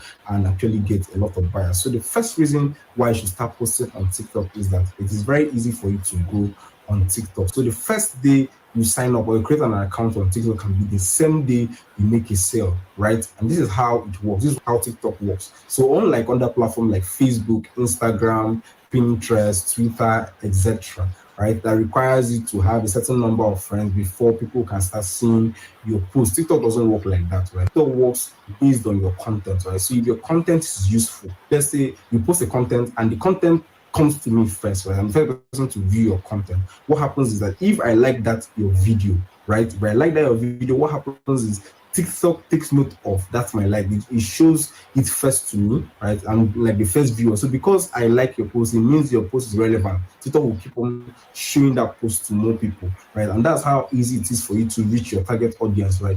Depending on your content, right? And from there, it's easy for you to go from 0 follower to even up to 1,000 followers. And you can convert that 1,000 followers to buyers, to customers for whatever you're selling, right? So unlike other platforms, TikTok helps business owners to grow. It doesn't limit you as a business owner like Facebook pages where you know that you have to tell your friends to like, you have to beg other people to follow you, to do all these things for you. TikTok doesn't do any of those things. It gives business owner the opportunity to create the content today and market it to several billions of audience, right? I've created a post. I think I started TikTok about I think July last year, July 2022, right? And this I think this is close to a year of me being on TikTok. And what happened was that because when I started posting intentionally on TikTok, I was able to grow my account from 16 followers to up to I think 14,000 followers.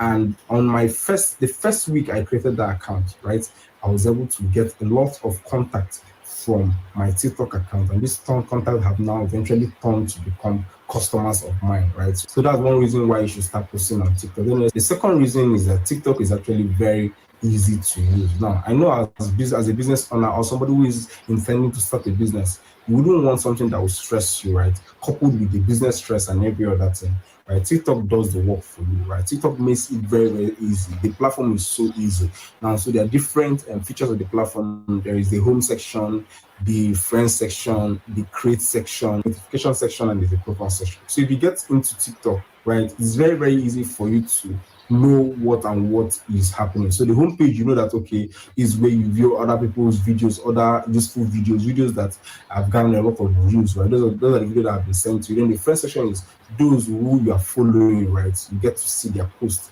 Then the create section is for you to be able to create content, right? Just click on it at one touch, you can click on it, click on record, and you can record yourself, whatever you're selling, whatever stuff you want to talk about your business, and you can post it there and start generating views, right? And the next one is the notification section. So if you start generating views and anybody likes your videos, right, you can get to see it from the notification bar. If there's any comment, you can also get to see it in the notification bar, right? Every other thing, messages, everything is there, right? Then the profile section is where you get access, you get to see every details about you, the posts you make, your picture, where you get to see your username, where you get to see your bio, where you get to put in some important details about you, and also arrange or brand yourself, right? So it's very, very easy for you to use TikTok with your business owner. Hold on, before you continue watching this video, listen. If you desire to start a business, preferably an online business, that wouldn't require your time, but will give you maximum returns in dollars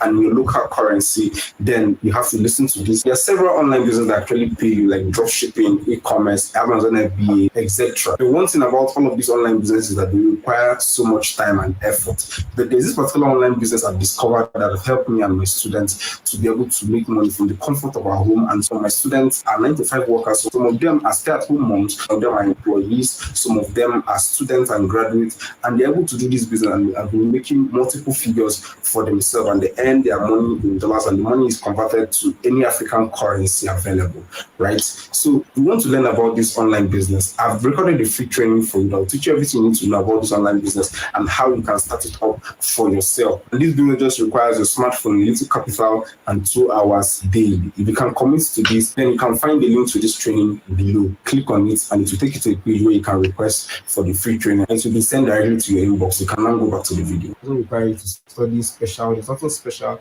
about TikTok, right? Everything about it is so very simplified. TikTok doesn't want you to think so much. You just want you to come into the platform, use it, and start generating sales and making money for yourself, right? So that's the second reason why you should actually start posting on TikTok. Now, the third reason why you should post on TikTok is that TikTok is useful for lead generation. Now, you know that as a business person, it's very, very useful for you to generate leads, right? Now, when I started my affiliate marketing business, my biggest challenge was generating leads, right, at the first stage, because then I didn't know how to utilize my TikTok for generation of leads. But when I started seeing my colleagues who were actually doing well on TikTok and were generating leads for themselves, making multiple sales every week, I had to look into TikTok again. And TikTok does this for you. On the TikTok platform, there's a section for link, right, where you can put your link in the profile section, right?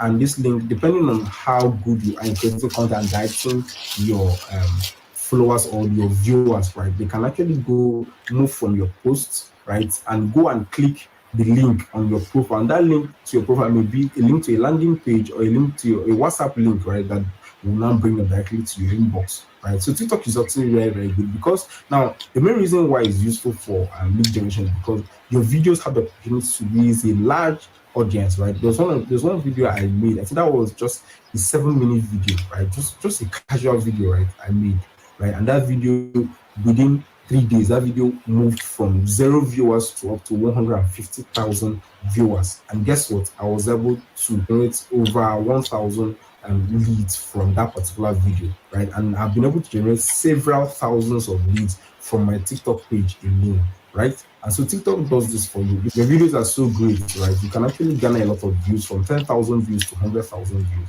And you're able to garner this kind of lead, and your call to action is so great, right? Your call to action is so on point. People will follow your call to action and they will come to your DM, and you see them, depending on whatever you're selling, you see them asking you about what you're selling, and there you can speak to those leads and convert them and make money for yourself. Now, the fourth one, which is the last one, is that you can quickly build trust on TikTok. Right now, before I got onto TikTok, nobody knew me, right? Nobody knew me on my WhatsApp. Everywhere I was just nobody, right? But when I started posting consistently on the platform, I was posting, educating people about what I was doing, educating people about social media, educating people about how to make money online, and several other stuff I was doing on the platform. I was consistently generating followers, people who were interested in what I was doing, and those who saw me as a valuable resource person. Right, I consistently did this, and after 1 to 2 months of consistently creating content, when I started selling my stuff online, people were ready to pay me any amount of money to teach them, pay me any amount of money to get what I was actually selling. Right, so TikTok allows you to build that trust with your followers, with ordinary people across Africa. Right, so if you're this person who sells to Africa, it allows you to build that trust because people see your content consistently, and depending on what kind of content, whether it's entertainment or entertaining content or educational content, they see you as somebody who is a resource person. Just as we see some YouTubers, right, as resource person, when we go to their channel, we see the kind of content they make. That's what TikTok also does for you as a business person. It allows your business to gain credibility, right, around the people who are following you, right, around the larger audience who are consistently following and viewing your content, right? So that's what TikTok does for you. And you all know that trust is fundamental for you to actually make sale or for you to actually succeed as a business person, right? So TikTok checks all the boxes for you. For me, I've been able to generate several amounts of money on the TikTok platform alone, and I think it's useful for anyone. So if you aspire to start your own business, TikTok can help you start it up. Whether you want to sell shoes, you want to sell bags, you are into e-commerce, dropshipping, whatever you are into, TikTok helps you, right? So it can help you start your business and you can grow instantly. And also, if you're a small business owner, TikTok helps you grow and scale your business to higher heights, and you can actually get to reach your target audience faster and easier, right? And you can compound your sales on the TikTok platform. There's so much TikTok have done for me, and a lot of my students are also on TikTok. I advise everybody who I know of to get on TikTok because TikTok does the work for me, it does the work for anyone, right? So it doesn't favor anyone over the other. If your content is so good, even at your first post, right, you can make multiple figures for yourself in naira and in dollars. All right, so if you're already posting on TikTok and there are any more reasons I've not added in this video that you want to share, you can share it in the comment section. And if you have any question for me, also share in the comment section. I'll read it and I'll reply. And again, please, if there's any topic you also want me to cover in this podcast, right, you can also drop it. I'll look at it and I'll make sure I create a video about the topic. Please make sure you like this video and share it with your friends.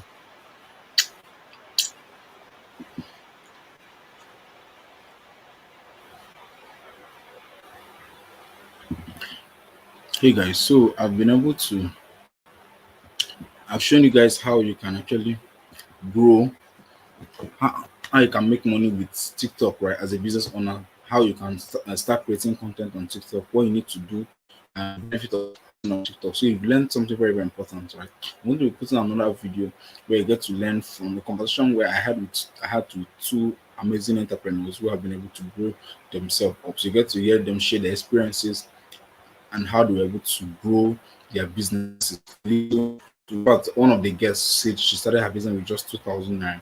Was able to grow it. Now she's making hundreds of thousands of naira from that particular video, from that particular business, right? So you just get to watch it now. Let me share it with you here.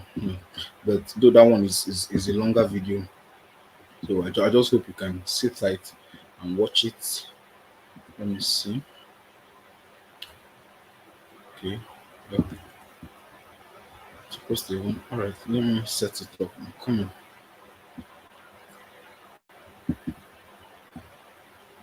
Let me bring it. Okay. Fastest way to go. Is it this one? Yeah. Fastest way to grow a business from scratch. Yes. They're able to grow their businesses from scratch. So you get to learn from them, hear from them, see how they did it. Oh wow. And then I fell into the hands of fraudster. I was scammed. My account was wiped out. Jesus Christ. And and my dad, like, I was like, it was as if everything has gone for me. Wow. So my dad took me to the bank and we were doing, like, he was trying to do everything to recover the money, but there was no way. I saw him almost crying in the Oh, bank. Jesus. I'm like, man, this is so embarrassing. Like when I got home, it was not comfortable at all. It was really sad because that was his entire savings for me to go to school to start my university. So bad. So I said to myself, I took a decision one day that I'm never going to put myself and my family in this condition Situation, again. yeah. And then I started doing something. First of all, I got a job. Okay. I was working for a minimum salary, and then I had a very life-changing experience. I wanted to be more than what I was. Wow. I had that hunger to learn for knowledge. So my first month salary, I used up all to buy books. Wow. Then I was earning 5,000 naira a month. I used all my salary to buy books. I was reading, I was learning, and that was how my interest became broader. That was when I had more hunger to know, like that curiosity. What made this man successful? I was reading from great minds. I started reading Robert Kiyosaki, Rich Dad Poor Dad. I was reading so many persons, and I like, man, there is more to this thing than. So that was how I started work from jobs to jobs, and then started with little businesses. And let me just end the story there. And here we are now. And here we are. Like the story is long, but let me just end here. In the course of this podcast, if you follow us, you will get to know more. Yeah. All right. Very, very important. So let's get to Didi. Didi, what's up? I'm all right. How are you doing? I'm okay, fine. You actually look very good. So Thank you. Tell us your own story. How did you start? How did you venture into entrepreneurship? Did you accidentally bump into it, or you already had it from childbirth? What's up? Nope. I am this person who was raised with the mindset that administrative duties are all right. Okay. Now, administrative duties are not bad at all, and that was the life I had for myself. But then around my first year in the university, I had a lot of financial issues. It was getting difficult, and just like there's really no way out. So I had to start something. I actually collabed with somebody. Okay. Started up a little business. I think I started with 2,000 naira. Really? That was all I had at that point. Really? So I'm like, okay, I could multiply this and then it will keep growing and at least help me solve some of my issues. I did not have it in mind to make it something like a kind of hustle or a part of me. I'm like, okay, let me just use it as an escape for my problems. So when I started, that was what I had in mind. And then the money got replicated. And then over and over again, it happened. And I feel, okay, if I can actually replicate this money with barely no knowledge, how about learning more and then putting my mind into it to actually become good at it and then make bigger progress? So that's basically it. Starting from little, becoming interested, and then making it part of me. Wow, that's actually very good. So it was a time where we had a lot of family issues, and we were like, my parents, my father and my mom were all in the sitting room, and my father was like, "There's no way out. There's no money." It was so bad that I think so. Was it house rent? Yeah, something like that. So I was like, at the age of 15, that was when I was running up secondary school. So I was now like, how do I help my parents? Because I'm the only child, right? So I was like, how do I do this? So from there, I now said, okay, if my parents are actually doing this and they are doing this, then I can actually find something I can do to help them. And that was when this entrepreneurship spirit entered me. And from 15, I actually started taking care of myself. From the age of 15, I started buying clothes for myself, taking care of myself, like from the age of 15. So that was how we actually started. So this story is actually very, very interesting. Similar. And I think we all have similar, yes. If there was a need that drove us to. Exactly. So Joy, you said you started, immediately you got to first salon. You bought books, right? Yeah. So how did you start applying the knowledge from those books? How did you actually improve from those books? Like along the line, I've learned that it's not enough being motivated, listening to motivational speakers, your preachers, whoever mentor teaches, whatever they are teaching you, and the books you read. It's not enough to just consume those information or those knowledge. The main thing is a discipline to act on the things you've learned. Discipline to act on the information you have. And you realize that the people that are ruling the world are those people that are very quick on acting on the ideas. So you may feel like, oh, this is what I plan to do, but another person like you, I had thought of doing this. I had planned. This was my idea, but see, someone is making ₦1,000,000 on an idea, that you kept procrastinating on. Exactly. So I was so disciplined enough. With all the problems I had in my life, I really wanted to succeed. I really wanted to make it. So I was so disciplined enough to set my goals and put a time bound, but a time bound to my yes, and say that from this day to this day, this is what I want to achieve. So it was the discipline to take actions that made me vigorously apply the knowledge, the knowledge I got from the resources. Wow, yes, wow, yes. that's actually very, very good. After you increased your money from 2,000 naira to the several amount of money, because I don't know how much it was. Can you quantify the first profit you got? Okay, I started with 2,000. I made extra profit of about 8,000 naira. Wow. So plus or minus 10,000 naira in all. Okay, so what did you feel after you got that 8,000 naira profit? Okay, that was actually the first time I was making money for myself. So it felt really good. And then since I could not solve certain problems initially, the money actually helped me. So I'm like, life is all about problems. Why just solve one? Why not continue progressively so you can constantly solve the problems you have? Yeah, okay, that's actually very good. Because, and another thing, there's something I picked from what Joy said. She said it's not enough to get books and read them.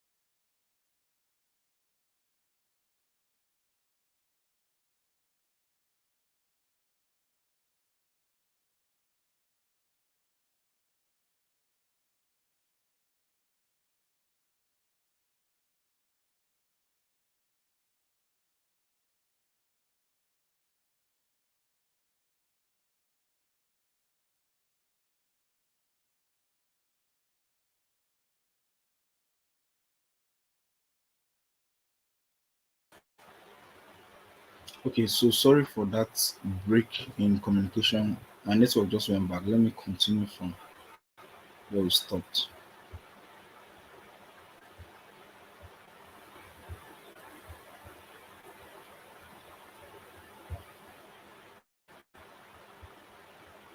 Out of this low mentality, We're like not settling for average. yes.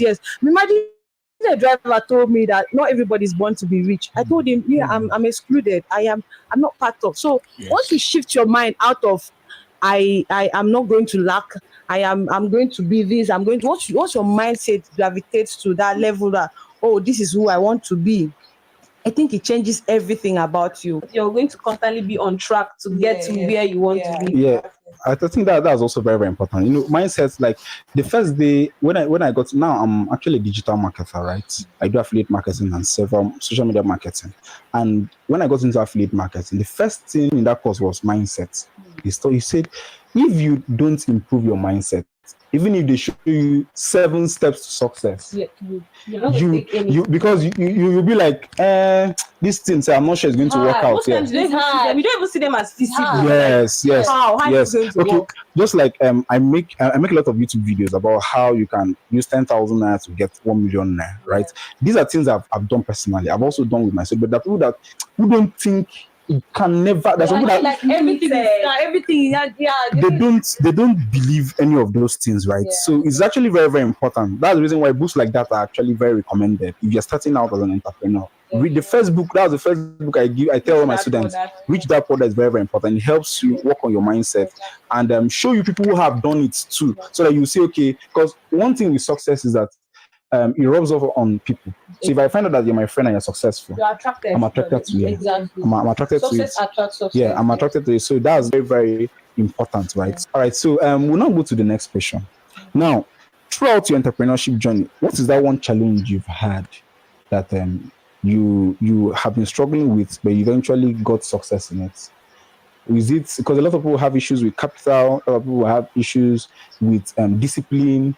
What is that one thing you've had challenges with, and how did you surmount all of those challenges? Okay, so one of the major challenges I had was applying knowledge. Okay. It's one thing to know, and then it's another thing to apply. So it's like all these ideas in my head, and I cannot find the perfect moment to actually apply them. But then it stuck me that there's no perfect moment. Yes. Just carefully look at it and then hit it. Then in the course of my business, another one was customer relationship and visibility.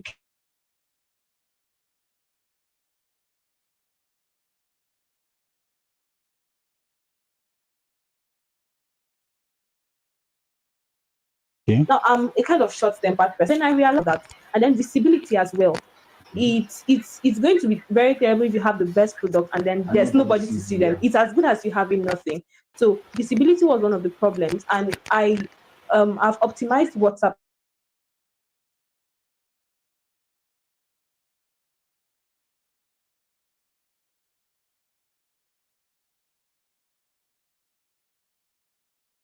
so well. I know how it works, and I've said, okay, my traffic has moved from just a lot of sales because I did not know how to close sales. But then I read books, I asked questions, I applied, I failed severally. Most times I look at it, after the whole thing, I look at it, I'm like, damn, what I just do, I should have done this. So I failed, but then after my failures, I actually solved. I felt very terrible, but then I did not remain in that state for long. I just looked at it. How could I have done better? And then the circumstances might not exactly have been as they were in the first instance, but then it's going to be something similar. So I just use the previous experience and then go over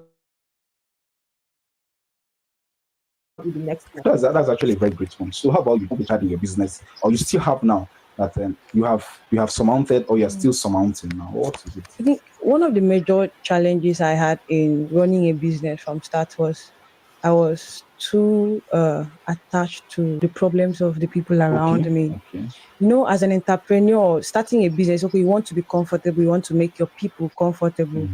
But then if you're running a business and at the same time, you are looking at your family problems, you're looking at those things, you're not going to go far. So along the line, I've had so many businesses crashed because of that. You know, I'm a very caring, very concerned person. Like I'm really emotional. But then over the years, I've learned to draw a line between family, friends, and business. Yes, exactly. I know when to attend to problems that are concerning the family, attend to problems that are concerning my business. So my mind has been strengthened, and from relating with people that are far ahead of me. I think my network has really helped me. I've met people that they have scaled the heights of business. I talk to them like, how did you do this? How did you do that? And their advices, I apply them to my life. I'm like, okay, I should focus on growing my business, scaling my business, and it is the extra money you use to solve your family problem, Yeah. not your business Okay, problem. so let's stay on that. That's actually another very important point because, especially African entrepreneurs, one issue we have is that when we're starting out, we have a goal to improve our family, to get our parents cars, houses, make so much money for ourselves, right?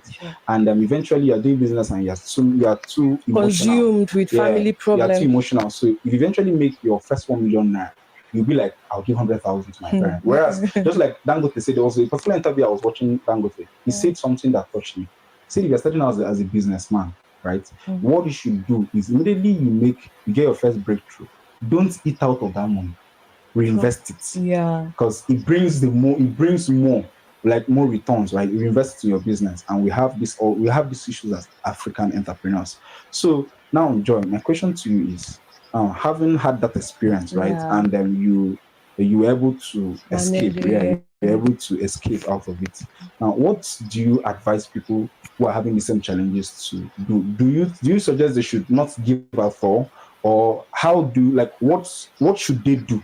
Should they not give to their parents at all? Like, they're having anybody who is looking up to them, should they not give and put all their money into their business? Or is there any percentage you can suggest for the audience? I'm going to use this very simple illustration. When you're trying to climb a height ladder, okay, the only way you can go faster is when you drop off some loads. You cannot scale high when you are carrying so many loads on your. I'm not saying don't be concerned about family and friends and all of that. It's very important, but let them know that mom, dad, brothers, sisters, I'm trying to grow, and if all these weight are on you, you will not grow as far as you want to, or as fast as you want to. So you have to apply knowledge and know the things that are waste of time, that are wasting your time or wasting your resources, and invest more in things that are going to grow. Give your family time. Like, sorry, I have to bring this up. There was time one of my friends came to me, and I hope she doesn't see this. She came to me and she casually asked me for money. I was like, oh, okay, just give me 6 months. I will attend to that. And this month was made it 6 months. She came back to remind me. Wow. She came back to remind me. See, madam, see, 6 months is gone. How far my money? Wow. So sometimes you can actually tell your parents that, okay, give me this time, knowing that from this time to this time, your business has experienced a level of height. Yes. So don't try to carry family load, everything on your shoulder on your way up.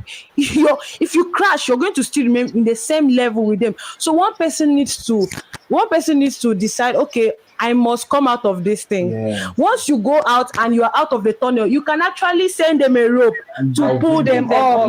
So if you want to stay, family, they'll pull you down. All of you remain in the hole. So come out of it. Be apply knowledge. That's all I could say. And again, imagine climbing up and giving and holding somebody who is also climbing up. It will be very, very difficult, right? At some point, you even become tired, and you may even fall from the ladder. So it's very, very important that if you're climbing a tunnel, your goal should be out of the tunnel. Once you go out, you now get a rope.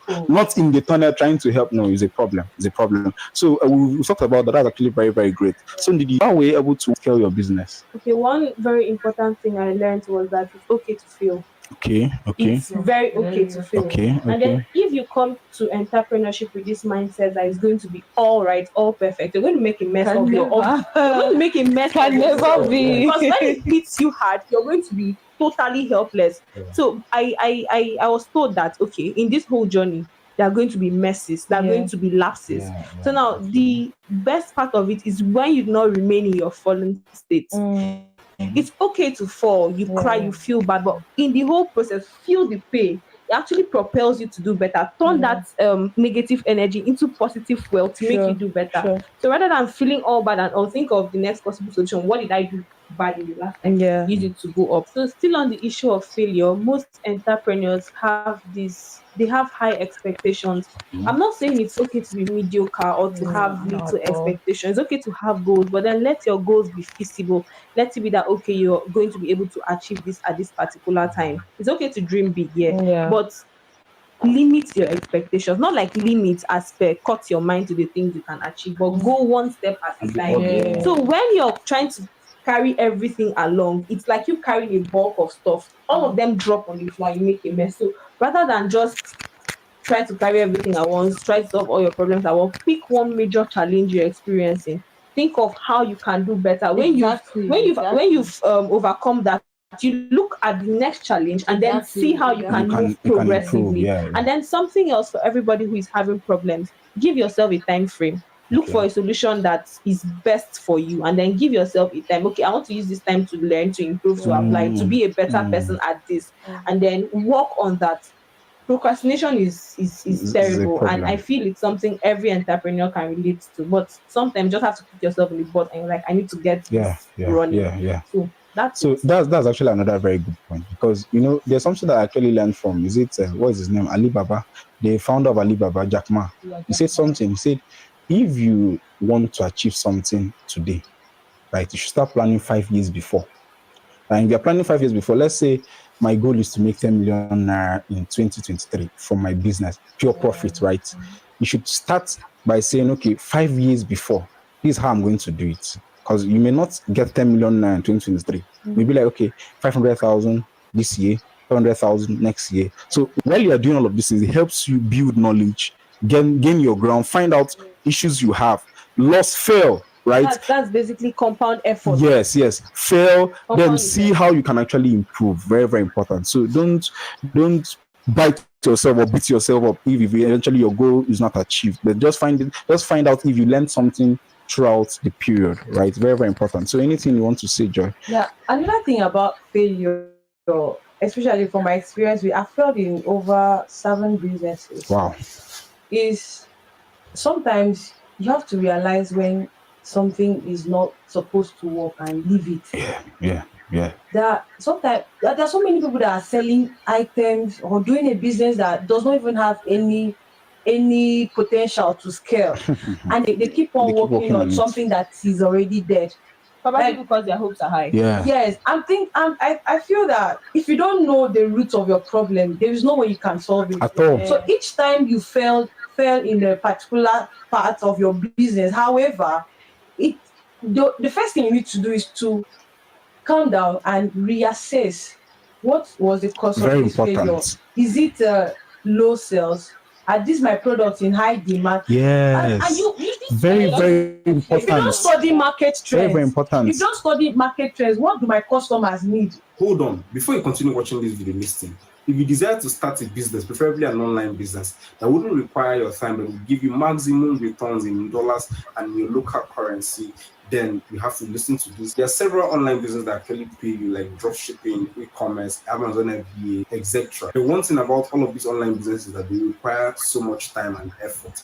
But there's this particular online business I've discovered that helped me and my students to be able to make money from the comfort of our home. And some of my students are 9-to-5 workers. So some of them are stay-at-home moms, some of them are employees, some of them are students and graduates, and they're able to do this business and have been making multiple figures for themselves, and they earn their money in dollars, and the money is converted to any African currency available, right? So you want to learn about this online business. I've recorded a free training for you that will teach you everything you need to know about this online business and how you can start it up for yourself. And this business just requires a smartphone, a little capital, and 2 hours daily. If you can commit to this, then you can find the link to this training below. Click on it and it will take you to a page where you can request for the free training. It will be sent directly to your inbox. You can now go back to the video. You have to understand, first of all, what was the reason why I failed. Yeah. I knew that, okay, from this time to this time, this business will no longer be scalable. Let me leave it and look for another idea. It's for my reassessment. So anytime you experience failure in business, come to yourself. Look at what are the things I did right? What are the things I did not do right? How can I put them together to go a step further? Yeah. So now you said something, another point, and we'll talk about, we'll stay on this point now. You talked about studying market trends. So I think I remember in 2020, during the COVID-19. Then that was a lockdown period. Everybody was indoors, right? And as a business person, almost every business person felt the heat because you could not go outside and people were not going to come to buy what you were selling, right? So what I did was during that period, I found out what was trending most. That was nose masks. Let me. Do you know I have a big plan for myself, but okay. the way I do business like a shower. Yes. So, yes. Like, whatever gives me money, whatever gives me that money, whatever I fix that big money, period, I go for it. Yes. So I have a big plan. Like if you check most of most successful people you see in the world today, they go from little before they're saving burgers from here. Yes. Before, they are CEOs of companies, Facebook, Tesla, and all of that. Yeah. So this is what I do because the most important thing for my plans, for my big dreams, is money. Yeah. So the goal is I do everything I can do to get me that money. If selling eggs will give me the money I want, I sell egg. If selling nose mask, like you say, will give me that money at that time, I do it. Does not mean I'm losing focus. Yes. I have my books where I write down my plans for each year. I have my book where I write down plans for like things I want to achieve in 5 years, 10 years. Like I have a big goal. Yeah. But if it is money I want, I do the things that I can do. Another thing is finding the needs in the market. Okay. Sensitivity to market needs is very, very important. At this period or in my environment or in my area, in my school, this is what people need the most. Yes. Very, very valuable. Once you find that need and you offer, so you are making money. You're making money instantly. I cannot sit in the house for a month and I don't have money. It's funny. If maybe a part of my, like I have several businesses I run. Yeah. If this particular business is experiencing low sale, I will try and assess what is going on, what is happening around, what is trending in the market. Yes. Like put yourself in there just to collect get the money. Just to get that money yes. to fund your big dream. That's for me. Thank you. That's for me. How about you? Is there any other thing you want to chip in about this market trends, study market trends? Okay, the secret is this: find a pain point. Yeah. When you find the pain point, you don't just let it be. It's like somebody has a wound. That's the pain point. So for them to want an immediate solution, you put your hand in the wound and make it painful. Yes. So you increase the desire of these people to get what you want. You don't give them the solution just yet. You increase their hunger. You build anticipation so that once your solution comes, it's moving really fast. Now you the hot. So that is it. Finding a pain point, pushing it. It is very easy to make money in the market space when you understand the needs of people around. That's when you have to be very observant. Yes, everybody can sell a particular product to their audience. Yes. But if you cannot communicate to your audience in a way that mirrors, I buy from people that I relate with. See, there's something I realize.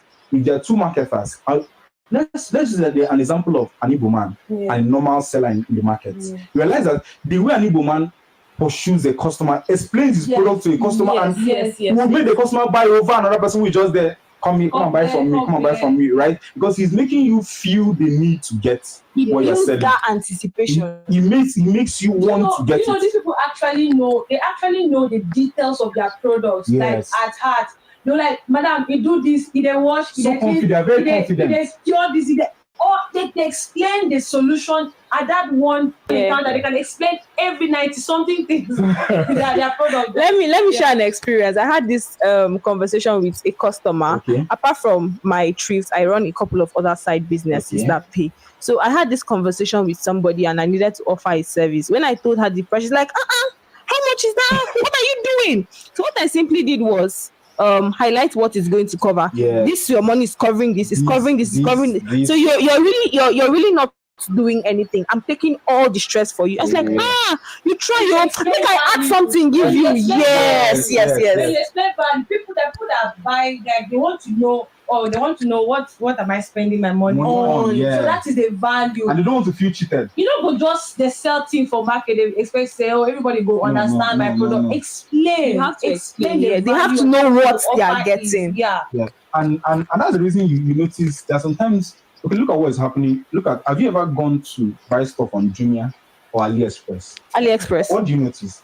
If you go, maybe you want to do a market survey, right? So you went and check a headset or a dress or whatever you wanted to buy, and you leave there, and you put your email address on that stuff. You know what will happen? You start seeing it on other social media sites.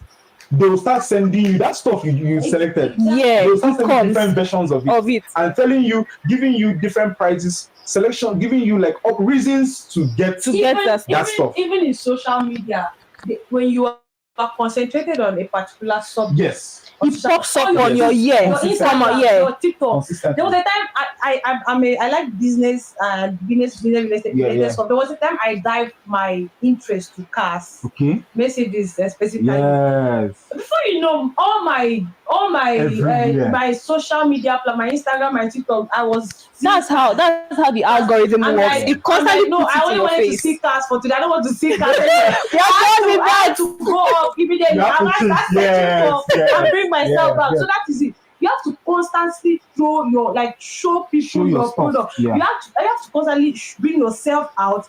Every you don't feel like after people know that I do this. You have to advertise, market yourself, put yourself out there as much as. What they used to say, carry the market on your head without shame. On your head. Carry your market on your head. See, there's something. The last podcast we have was about WhatsApp marketing mistakes WhatsApp vendors do. Right? We realized that from the discussion we had, right, a lot of vendors do mistakes on WhatsApp. So because you sell bags, right, doesn't mean that at some point you should be posting your stuff only bags, right? That sometimes your goal is to attract people, right? So whatever attracts them, you get them. People that post just their products every time. See, I can view your status and I'll get tired, and I'm like, man, see, I know such. I'm very much available on WhatsApp. So I used to go through people's business page. I know when this person is doing well in their business by the way they post about their business. Yes. Some of you just post. Like you wake up in the morning, you don't say 50. Now where's it? Then they call them. Where's it status? Then you laugh about it. I don't. My status be like where's it? Please, if I view your first story, I should be interested to view the next second one. Before I get to view the fifth one, I should already be talking price with you. So how do you put your product out there? How do you advertise? How do you sell? How do you sell to your clients? Yeah, I think it's better. Instead of just posting those bags, if you could have them physically, you do a video with them, talk to people about how to match bags with clothes. Yes, see, people are not interested to how the picture they look. That's why if you look at, I think Louis Vuitton, that looks on their Instagram. If you look at how they post their products now, they don't just post pictures. If you see how dramatic their models are with their adverts are really nice. There's a recent post they made. A mother and a child, and the mom was trying to, I think, take care of the child. But then she was hanging that bag. And then she was hanging that bag. So you look at the picture, you are so captivated by the posture of that mom and that son. But then you see this bag, like, man, this, like, your eyes is already. So you market as if you're not marketing. You are selling to people, but you're selling without selling. Yeah, you're selling without selling. Exactly. So this is what I'm telling you. You need to find a way to make your status, to make your post or your marketplace very interesting. That once someone views your first, second, third story, I already ask you how much, how do I do this? If you look at some people contents on TikTok, once you enter their comment section, when can I start? How can I start? Those are the things you should look at driving when you post. Those are the things you should look at getting once you put yourself out there. Yes. So if you don't get to that point, you have so much work to do on yourself. Very, very important. Very important. I want to say something to you. Yeah, so regarding content, it's not all about putting your product out there. People are going to get tired. What you should basically do is focus on your content being educating, being engaging, and then entertaining. So this is where you add humor. If you're all serious, I would run from you. I would use my hands to mute your status because I'm tired of you giving me all of that. So on some days where you post about your product, on some other days you post about memes. I think everyone should have a content calendar they follow. Very, very important. Yes. Very, so very important. you post memes, things that would drag people to your DM. Memes related to your and then if you're a business owner and then you constantly put your stuff out there, I'll give you a challenge. post your first product on WhatsApp, see the views you have, post 5 others. The difference is going to be massive. Yes. And thank you. We just The difference is going to be massive. So if you're actually putting captivating stuff, this could be like asking questions about your niche. I sell female clothes, and then I noticed that a lot of people or a lot of females do not actually know their size. There's a standard size chart. Okay. Most people do not have that. So most times they see clothes and you're like, okay, I just feel it's going to size me because it looks like this in the picture. They buy it and then it's a mess. So what did I do? I created content and written content on my status, how to know your size. This covered everything from the body dimensions. And then most people were like, oh, thank you. I did not know my size. I had a friend who even said, oh, did you thank you? And then some other person was like, I don't have a tape. I said, okay, send me your picture. And I was able to close a lot of sales from those people that came to my DM to thank me. So it's all about making your content attractive, making it catchy, so that these people not just buy once, but they buy repeatedly. And you notice that the people you buy from, you that's even watching, and we ourselves, the people we buy from are not the people who constantly shows, okay, I have bags today, I have shoes. No, the people that we find very interesting. Yes. Exactly. The people we find very, very interesting. There's this top shawarma vendor in Calabar. Okay. Food Villa, that's his brand. Okay. He's on my WhatsApp list, and then he's known for memes. So what he does is post his flyers in the morning. I literally use my phone every day to search for his status. That's because I know what he gives. So not like he posts memes all day, but then these are relatable stuff. We know Nigerians, how we turn everything into something funny. So I go there. So he posts his business advert, memes in between, and then his business advert probably later in the day. So you're seeing his first advert, you're seeing a meme, and then the meme is making you to move to the next one, and then and he closes sales like mad. And like something we even discussed in the previous episode is that the more, because of what he does, right, it makes you always want to go back there. Yes, so you're always looking. You know that what you have a central idea that Food Villa sells shawarma, right?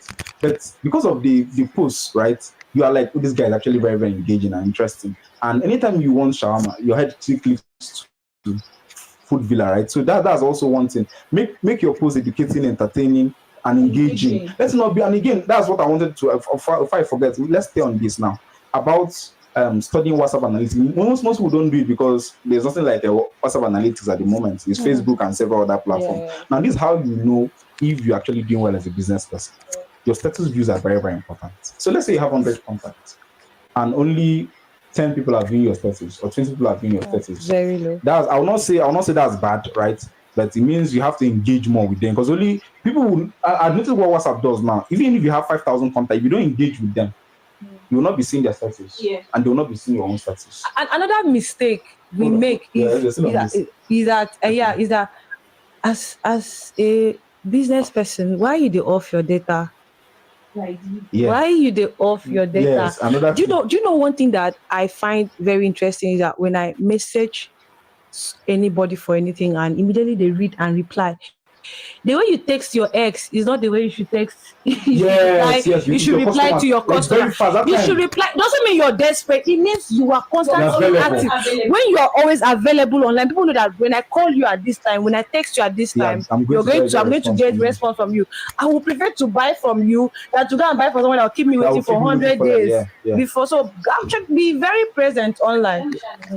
All right. So this same issue of availability, it was a major challenge for me. I had a very messed up phone some months ago, and although I wanted my business to grow and I was actually making efforts, that was always the challenge. Whenever I come a post like that, my phone hangs. Wow. It hangs, and then it gets so frustrating that I cry. Like any day I want to post, I prepare my bucket of tears. I post it. So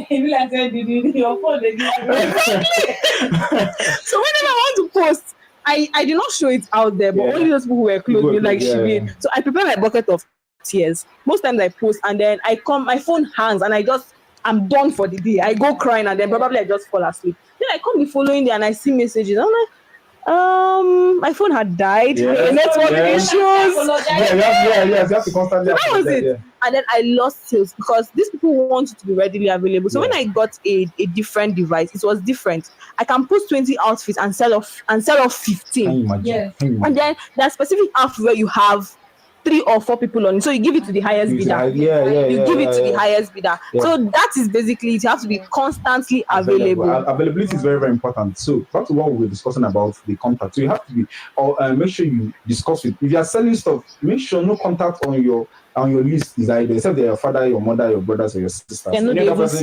Don't greet, even if it's broadcast message, good morning. Make sure they are seeing your status, right? That's one. Something about broadcast messages I would like to give to business owners rather than send constant. I have a lot of people who send me broadcast messages, and it's most time it's terrible. There's wisdom in that, so we'll talk about that now.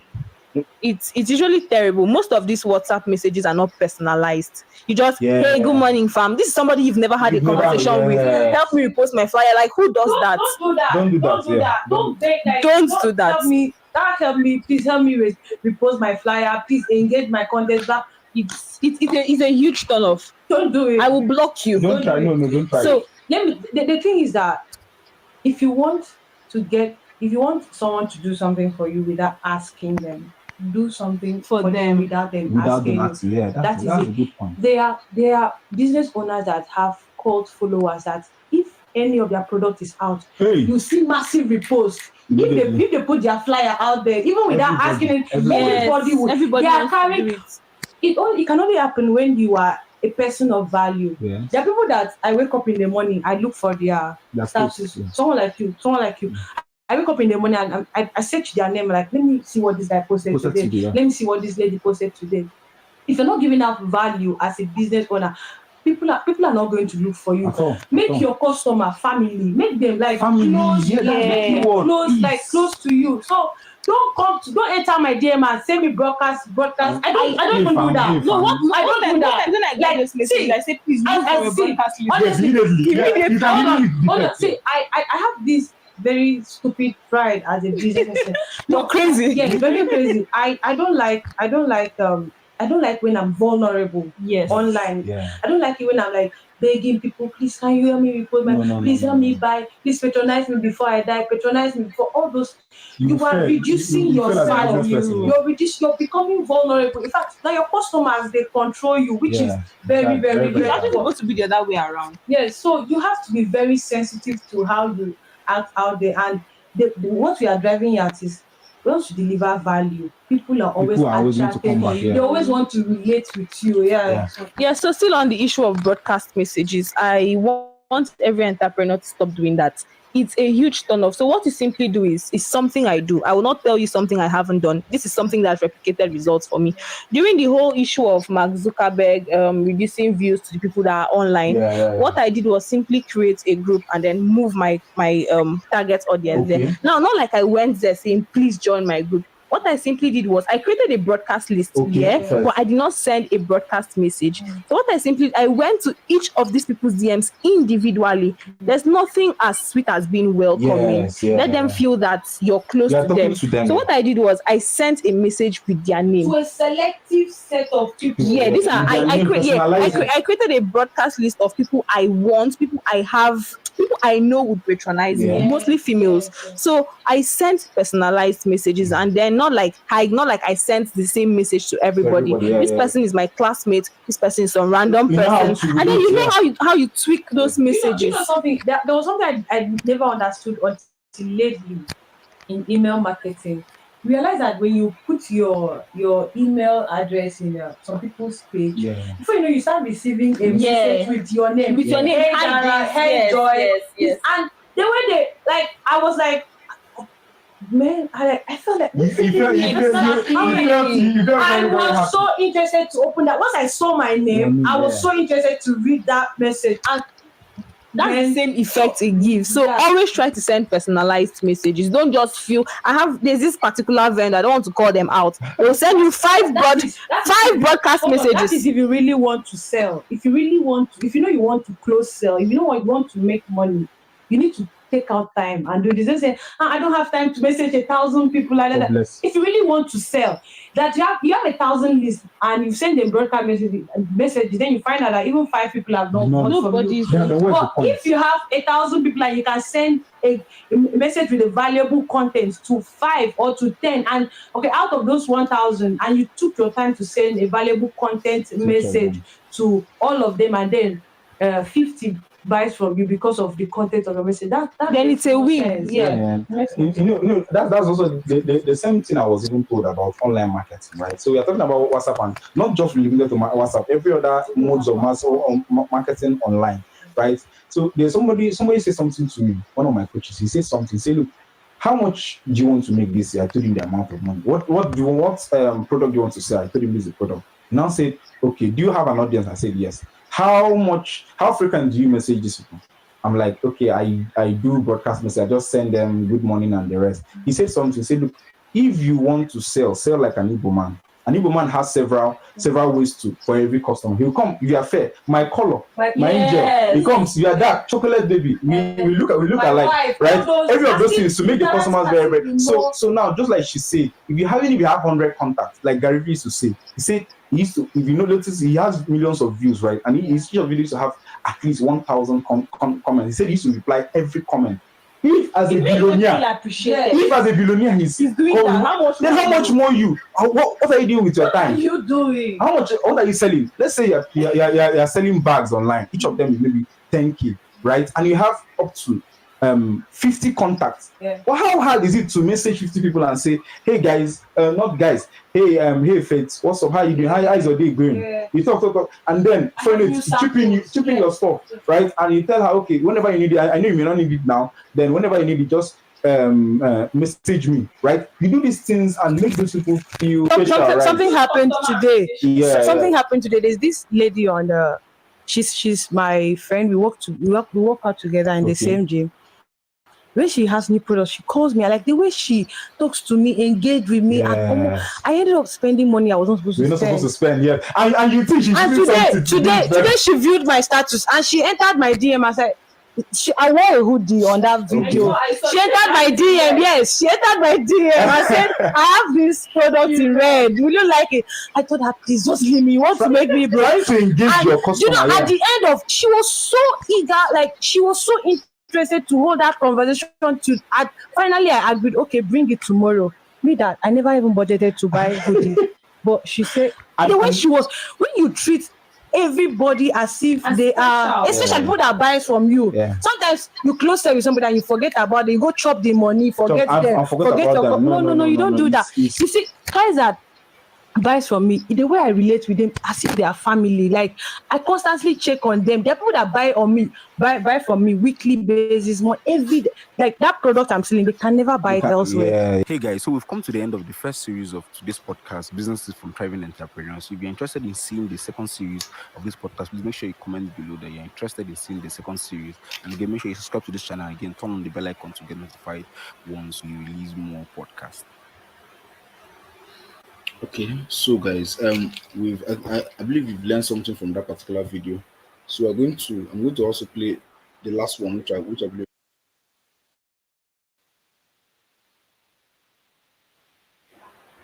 All right, so let me get the last one I want you to learn from. So yeah, they talked a lot about how you can grow your business from scratch, right? This other one we're going to be asking basic question. There's a new entrepreneur, about 2 entrepreneurs. The other person is a guest you all know, and the second person is someone who just started entrepreneurship, right? So she's going to share her story, and I want every one of us to listen to it and learn from. So let's go. Very serious, and you have to be sincere with yourself and this guy. At least that's helped. That's a very, very good one. So you also got funds from your mom, right? But when you started on no funds. I started with zero funds. now. Yeah. So we'll still go back to that because that's a very good one. But let's also hear from you, CHIOMA.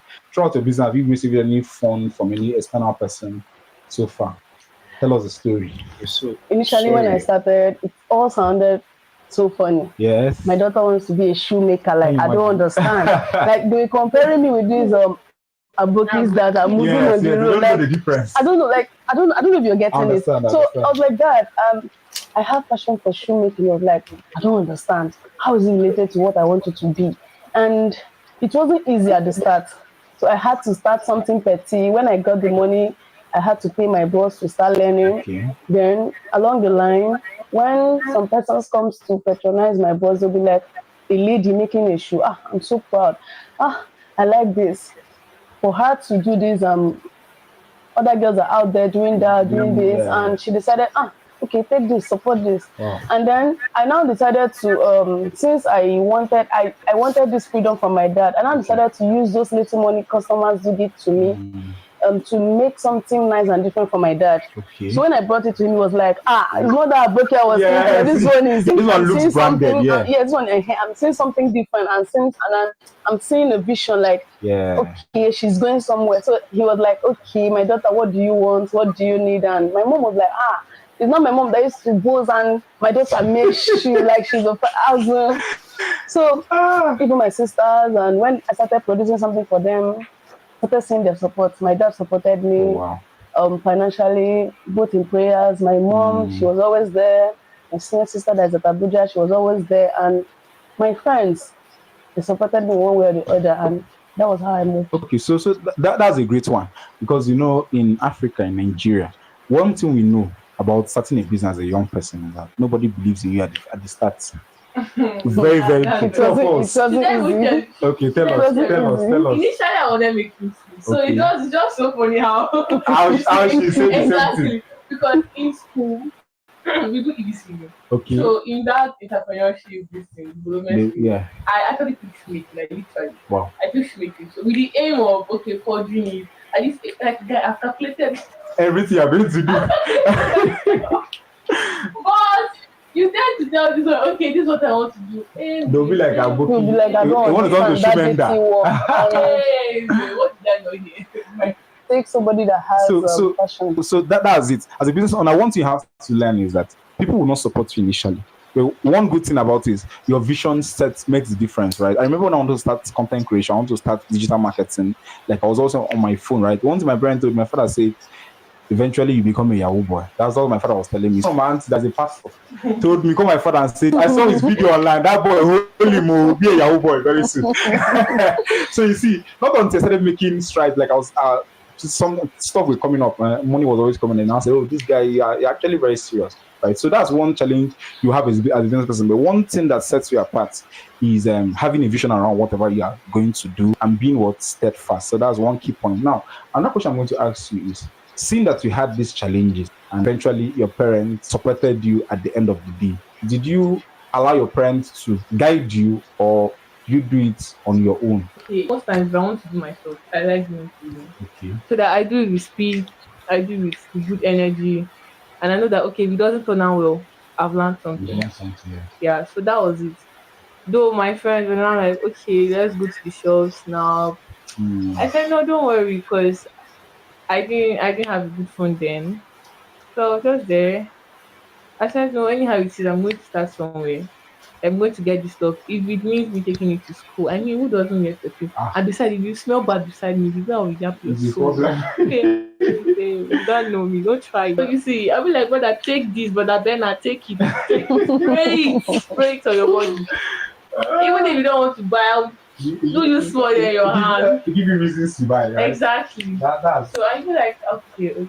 So I would say I started alone. Okay, now, before I go to the reason why I'm asking the question is because one thing I know about African parents and friends is that once they support you financially or they like support you emotionally, they feel they're entitled to becoming part and parcel of your you're indebted to them. Yes, I think that's the word.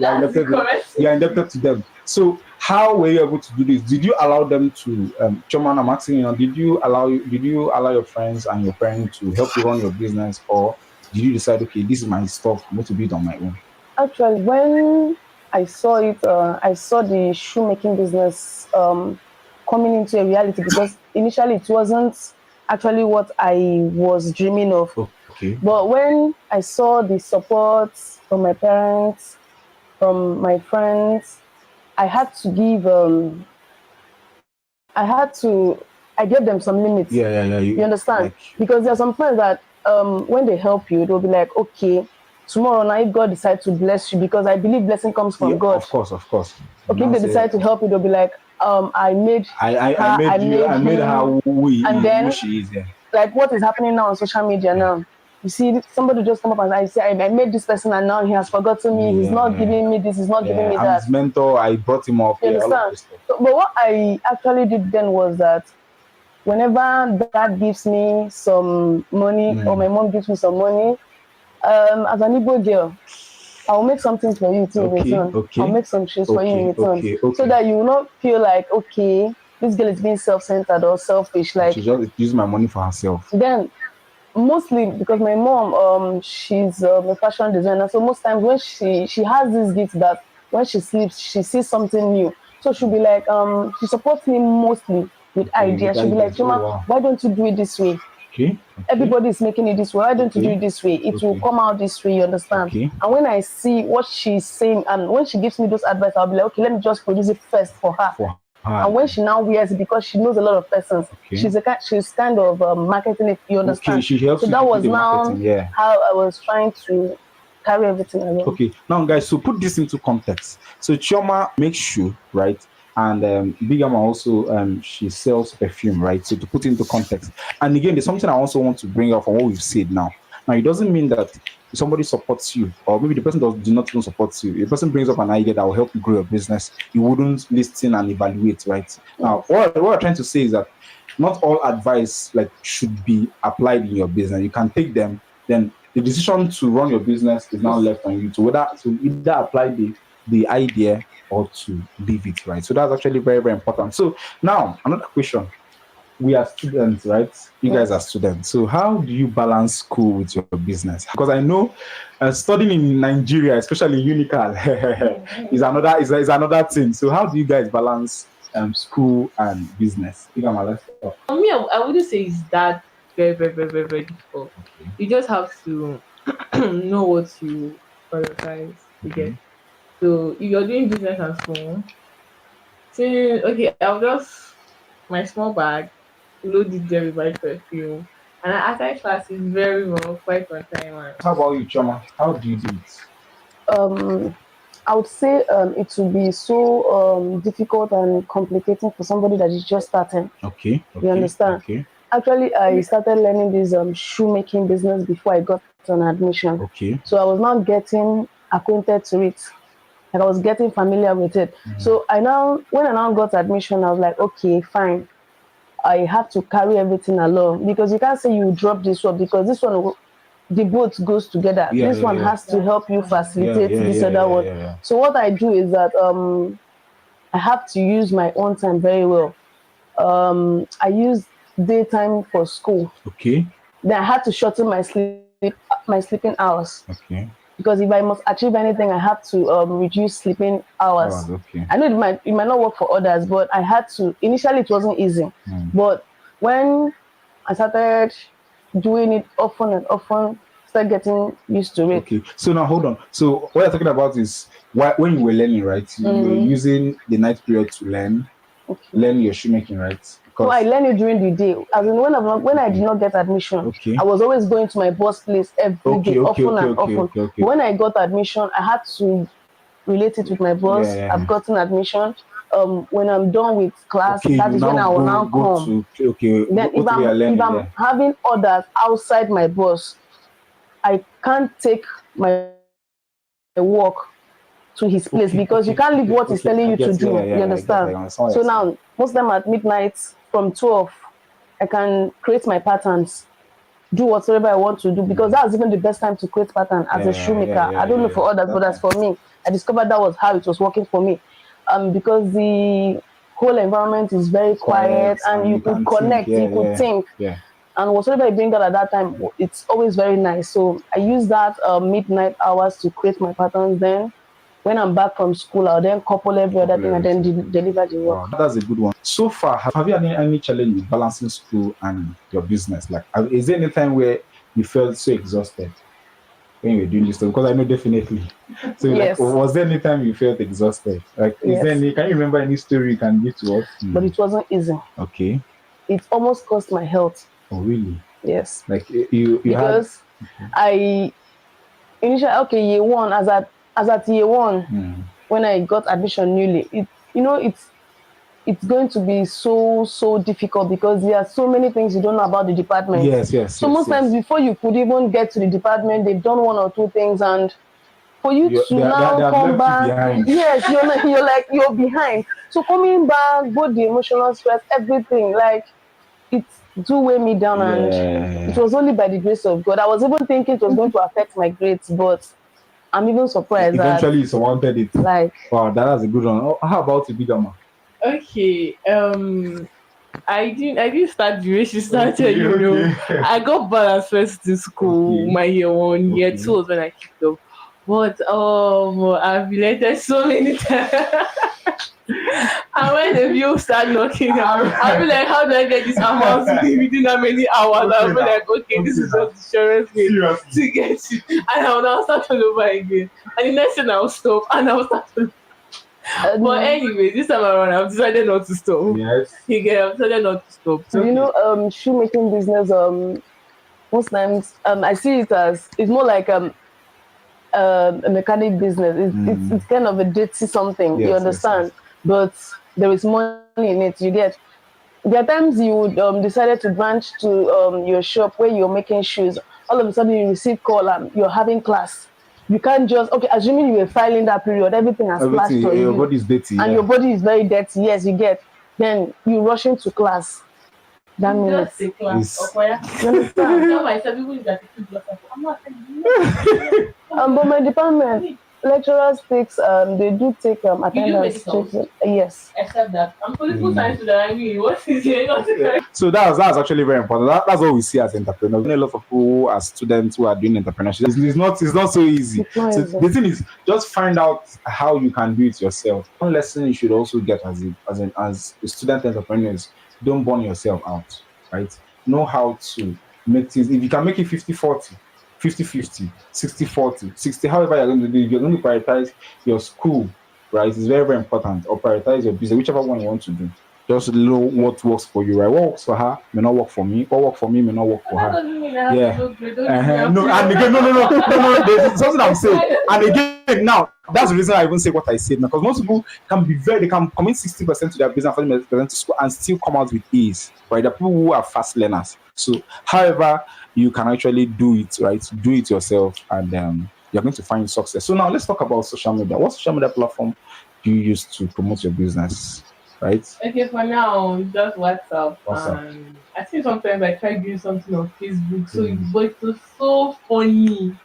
I had to run. I actually started on Instagram on my page. But when I started becoming active there, I had to do this stuff because I needed it to be my fresh. page. Exactly. But the Facebook one, I had my previous experience that, if I had power, I would flood that boy. Tell us what happened. Tell us. They hacked your account. No, they didn't hack. Any particular guy I texted, the first one, the time type though. I'm not trying to play down on anybody, but that was just it. Yes, you're not talking out of context. I'm like, are you high or something? From there, he followed me up and followed me up. And me, maybe just say I was so naive that time because normally now walk straight up. So just tell us, make it straight because it's as if you are considering a lot of things. Was he acting to be a customer? What happened? Like, okay, first he acted as though he was interested in getting me, just to get my number. So when he sent his number for me to call, he was now calling me back to back. I'm like, hey, God, who did I offend? Okay, so that's another thing we'll talk about now. We'll talk about that later.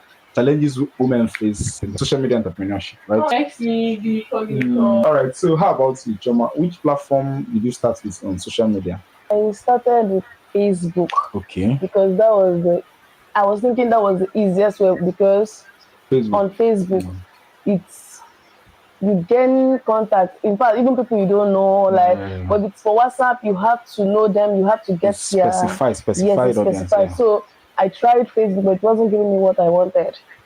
Then I had to switch to WhatsApp. All right. Okay. So that's good. So basically, you have an experience in Facebook marketing. You also have an experience in WhatsApp. You have an experience in WhatsApp, Facebook. Though your experience is actually terrible. And you also have an Instagram experience. Let's talk about those platforms, right? Let's talk about WhatsApp market.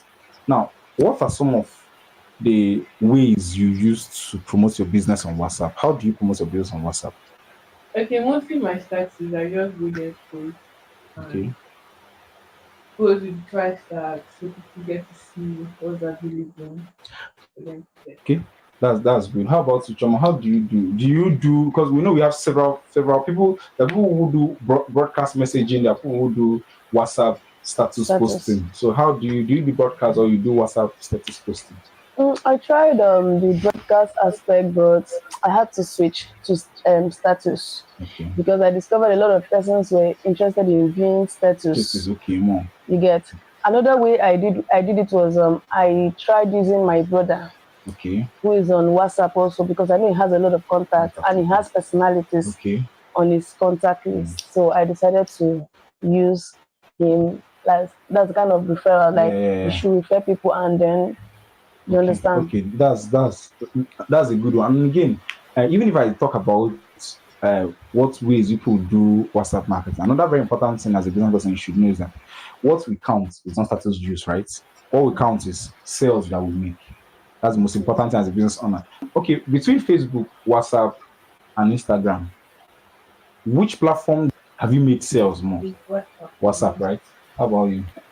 Have you WhatsApp. okay, WhatsApp? All right. So that's good. So now, okay, you guys you post on your status, right? And you get sales from there. How long does it take you to make sales on WhatsApp? Sometimes, depending on what available, Okay, we dropshippers sometimes get to have limited days okay, to get. So it's just you get to see one picture and sometimes catching up all these people to get the product so you want to buy from them mm. directly just to satisfy the customer. Yeah. Okay. So for you, how long does it also take you to make sales from your WhatsApp status? Let's say you have a new design, right? And you post it on your status. How long does it take your audience to buy it? Me, I like posting from 9 o'clock in the morning. Mm. I'll just drop it That's when they're active, like on right? WhatsApp Yeah, yeah. on WhatsApp status. Then when I drop it, hopefully by 2, 3, 4, I'll be getting messages from some persons, Mm. and then if I'm in school by then, I try as much as possible to reply them. Okay. And most times I don't like posting what I don't have and what I know I can't You make can make, okay. because that Beautiful. that is another problem people do face. What I ordered versus what I Oh, got. yeah. So And then they it's feel not going to give them a so bad experience. yes, Yeah. they feel so disappointed and they will not want to try anything online. Okay. Yes. Okay. So that's also very good. Another thing that's also very important as a business person is there must be people around you want to copy, right? Is there anybody that does WhatsApp marketing so well that you want to replicate the process? What is the I person wouldn't doing? say it's WhatsApp, even Instagram. Okay, on Instagram. What can product collection? I don't know. I just don't have so Okay, much. so Quora Collection, you are also getting a free exposure from our videos. So hopefully we'll expect you to support our video as Yeah, I think I joined her Telegram group. So okay. from there, I get to post some of these pictures, quality Okay. pictures I get from Okay. there Oh, that are okay. available for Oh, me, oh, wow. though I haven't Okay. So, so, committed. so for her, she does a lot of she has like quality good pictures, right? That Yeah, can help you market your good stuff. videos. Okay. I So, don't really need to stress all right. that So, part. so, so that's it about WhatsApp market. Is as a WhatsApp vendor, what are some of the challenges you have selling on WhatsApp? How do you? Because a lot of one challenge you also have is having customers giving you negative feedback. Have you ever had negative feedback from a customer? Yes, there was one I sold a person for someone and he was not like, this one is escorting to the parlor. Yay! As funny as it sounds, I felt so bad. Wow. Like I felt, Lord Jesus. Yes, I now. was like, you have a bad mom. So okay, I will not say let's go into detail now because that one will take us time. But the funny thing is that I gave you a good bag. It's actually what someone you could afford, guy. Okay, you go out to get perfume of 25,000 naira. When you come to me, you want to price for Price 4,000. no, it's not, Who does that? and that kind of people will not last. Now. Exactly. If you want that quality, I can get it for you. Definitely at a very good rate, market price. Yeah. Or you come to me and buy one of 3,000, 4,000. I expecting it. I expecting to have the quality. It's escort me to your toilet. Hey, yeah, okay, it's okay. So how about you, Choma? Have you ever had a customer give you a negative feedback or what about a shoe you did on social media? Have anybody comment or even physically offline? Have you had any social negative feedback? Yes. Okay, so what's I actually felt bad, but the problem was most times these customers are not, you tell them okay, this is the price to get you what you want, but they'll always price you lower. And okay, now for you to please them, now you get the money going to the market. Most times you have to, you yourself, you have to make your own Yeah, game. yeah, no, of Then course. going to the market now, you now want to get maybe the second grade to the original stuff Original, you're yeah, yeah, yeah. supposed to So that use. you Then have something at the end of the day. producing it, and then the person will be like, I don't understand. I can't even talk about it. Like, it's always so Funny embarrassing. enough, I also have a story about that, right? So there was then, I think that was in 2017, 2016. That was when I was rounding up secondary. 2016, I was rounding up secondary school, right? I ventured into t-shirt printing, all this like cresting of this stuff on clothes, right? And there was a group of students who came. That was in one school in Akwa, one university in Akwa. They were graduates, right? They wanted me to design their cardigan, their name, class of 2017, 2016, right? Yeah. So when they asked me, or they wanted me to do the contract for them, that was when I was starting out. After I had learned, and they were like, "We want you to do this stuff for us." I told them, "Okay, it's going to cost you." For the number of people that are here, something thousand naira for it, right? And it was actually very cheap because myself, I don't even do like my boss. I don't charge so much. So they would ask, they told me no, that they can only afford to pay 25,000. I told them, this is what you're going to get for 25,000. And they kept on pressuring. Eventually, they settled to pay me 35. And that was not enough. What I now did was, I tried to see how I can maximize that money, right, to give them what they want, but to also, and again, get money profit for From the myself, same money. right? So I tried my best. I got teach the material they wanted, right, long sleeve. And after doing the cresting, I called them, I sent the picture, they liked it, told them to come and get it. When they came, they said that this is not what they asked me to do. They wanted me to do that. There's a particular kind of design that is called sublime kind of printing, right? That one is, you look as if it's the material and the write-up is together, right? So they said they wanted that stuff. That why will I make them this one here? They can touch, they can feel the write-up.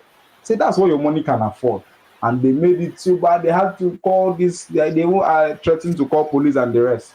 That was it, right? So this is some of the things we experience as business owners. Now another question I'll be asking you guys is, how were you able to manage these feedbacks? Did you go fight with them, blow them, or That's straight to that's straight to fight. I had to compensate them. Okay. I had to compensate.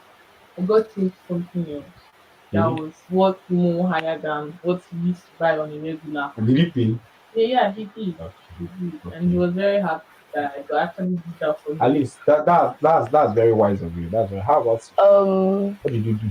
Most times these complaints do come from the female aspect, like as a female making shit for females. Their complaint will be like too much. But most times when you make mistakes for the male, they overlook it. If you even smile for them, I'm sorry, they will just overlook it. You have charmed them sharp. Then the females will always want you to replace it. Okay. And most times you don't have any option than to do it. And that's what also happened to me. Just to talk about my own safety and my brand, right? Then I was still very young. I had to refund the money to her. Right. I refunded the money to her, gave her the polo, gave them the polo, right? Carried the polo, gave them money. I gave them half of the money. I took it and we left, right? So they have mine to collect it. They collected it now. What would they do? So that's it, right? That's actually a very very funny one. But we keep going now. So now let's also talk about, we've talked about WhatsApp. I also talk about some mistakes we see other vendors do, and some things we also like to replicate. So now, what are some of the mistakes you see other WhatsApp vendors do that you think they should improve on? If you don't have a particular product, it's best you just let me know that Okay, it's not available at the moment, but I can get it for you for so time. Okay. And I know that your own vendor too can fail you. And if he does, just tell me. Don't keep me suspect. Don't keep me out there. Yeah. Always calling and you're not picking my calls. And it's now looking at it, quite very, very, very. All right. That's a good one. How about you, CHIOMA? What are some of the mistakes you see other WhatsApp vendors? You talked about posting several bulky stuff on your status. I was about going to one of my friends' DM today. I was like, which one do you want me to? As in, I don't understand. You're posting so many. Like, in fact, they think detest me, so I refuse to even go through it. Can you imagine? You see, you understand? You see, that's another thing. Because, okay, Another mistake they do make is most times they will post something, they will not add their price The tag price on tag, it. okay. We talked about this last time. And maybe you just badge into their DM and how much they'll just give you price and then you don't respond. In fact, that this thing just happened to me like last week. I asked one of my girlfriend, "How much is this clothes you're wearing?" She was like, "Okay, I wanted to surprise my sister on her birthday this month," and I was like, "I like that clothes you're putting on, and I want to get it from your brand, and I want you to surprise my sister." But when she told me the price, I was like, "Oh." So you're not informed. I was not informed because I would have just watched I just swipe and do the status and go my way. Find your way, yeah. Immediately she told me the price, I was like, I would have respected myself. I'm not even going to ask, yes. And now coming to price her, you know, there's some kinds of persons you don't price. You don't price, yeah. To avoid. So I was like, I had no option than to pay parts because she's my friend. You see? You lie. I paid parts out of excitement and let's say I was happy that day. Okay. So I paid parts and I was like, this week I was going to complete it. But all of a sudden she posted another thing I liked. I had to change my mind because that one was cheaper. Okay, then you now decided to get it. Yes, to swap it. That's it. Yes, now because telling her to refund the money, you're going to cause problem between you. And she will now start using you on your stand and start to say posting some motivational speech that is against you. Say some people they don't know how to act, they don't know how to do business, all of those kind of things. So it's actually very, very the only thing I did then was that I had to go to my status and I had to write something. This life, you got to cut your coat according to your size. I was directly referring to that. Because that kind of price for that kind of clothes, my brother, it's enough to even pay my departmental dues. Yes, now of course. So okay, now another very important question. Have you ever tried using paid ads to grow your business? Have you ever tried it? Or you have just been doing organic, which is just posting on your WhatsApp status and reaching out to people in their DMs or meeting them physically? Yeah, exactly. Okay, just that. Okay. But how about you love to do, right? Something I would love to do also. I tried it once, but I did not pay. But I used the influence of my friend to get an influencer who actually came to patronize me, and I did a short video with him. And when I posted it on my Facebook, a lot of persons that don't even to talk to me started talking to me. I was like, I want to get your goods. I want to talk to you. Like, can you give me his contact? And then I had to DM the girl. I told the girl, see what is happening. She told me this is the only opportunity you have. Use it and make money. Wow. And time to time, I'll just. What I did was that it was just a one day. He came just one day, so I had to change clothes so that to be as if he was there every day. Yes, very, very important. Of course, now. Of course. Now, yes, now. If you're posting just one clothes, they'll be like, I'm just this picture. And the other picture, I've not posted it yet. I want to wait for a particular period of time, then I will now post it. Yes. You understand? And then people will be like, this girl, maybe she has connection with this influencer.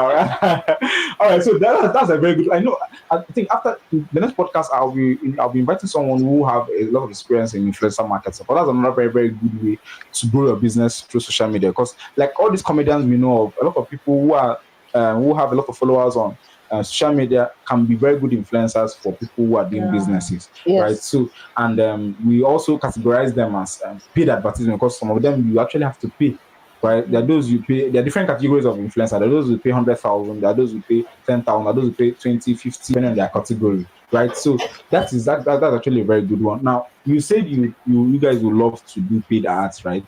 Yes. Okay. And then from what you've said now about using an influencer, I think you've gotten a lot of results from that stuff. Yes. Okay, so that's a good one. We've come to the end of today's podcast, and your last word was bigger man. What do you suggest small business owners should do? Those that are looking for tools to scale their business, do you suggest they should use social media to grow their business? Okay, yes, I would suggest use social media to grow your business because so many people connect on social media, and that is a very, very good place where you get to leverage on people. All right, and also get access to a large audience, right, to sell your item. How about you, Chama? Do you think they should go into social media to promote their business, or they should just stay with offline marketing? First, they should have an idea of what they want, and then they can try organic way of marketing, or they try paid way. Okay, so that's actually a very great one, right? So what she's saying exactly is that as a small business owner, what you should do first is not just getting into social media and starting to market, right? Find out how you can do it for your business, right? What is peculiar for one business is not peculiar for the other For another business, person. right? How you want to start selling shoes, or you want to start doing digital marketing, or want to start selling perfumes or clothes, whatever it is, but you have to know how best you can actually do it, right? How you can utilize social media to grow your business, right? And if it actually works for you, then you scale it, right? Start scaling it to paid ads, using running Facebook advertisement, Instagram advertisement, WhatsApp advertisements, right? And also using influencers to grow your business. So today's podcast was actually very, very interesting.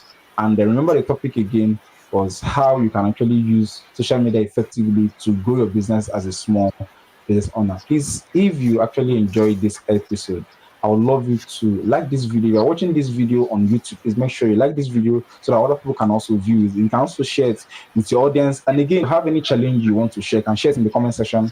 And if you have any topic you want us to talk about, you If can we also have drop more it. ideas to Yeah, say. if you have more ideas to share, you can also drop it in the comment section.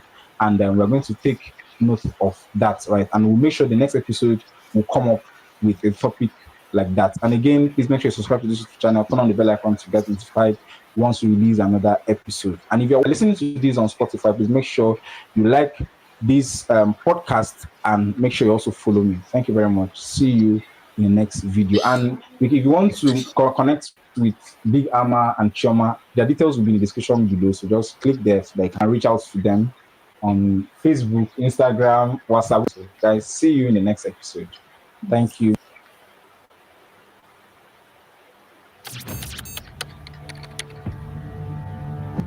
Social media today has been a big blessing and has a big impact on this generation. To some people, it's a place where they can catch cruise, have fun, and be entertained. To some others, it's also a platform where they can use to add value and impact the world today. His name, you all know him, is called Ola of Lagos. It's someone who has used social media, who has used his phone, who has used the internet to impact the world and create massive value via Instagram and social media platforms.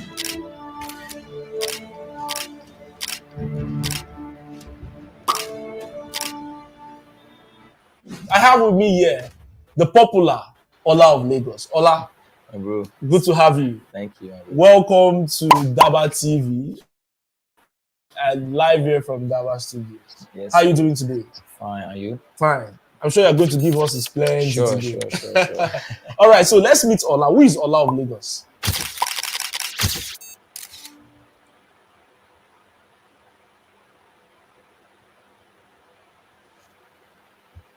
I am Ola of Lagos. My real name is Akiwande Waris Olayinka. Yeah. Ola of Lagos is a young boy, that started from the street, as a cleaner in Ikoyi. Interesting. I left my hometown to come to Ikoyi. From where? My hometown, Where's your hometown? Owode, Ogun State. Okay. So I came to Lagos, like, okay, I don't even have a family in Lagos. Oh. I don't have anyone. I just So straight up, we're going to his journey right away. Tell us. let me leave this slum, let me leave this hood, because my eyes is open to luxury.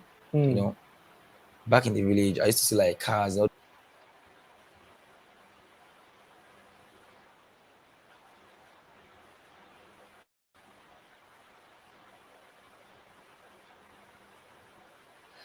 Okay, so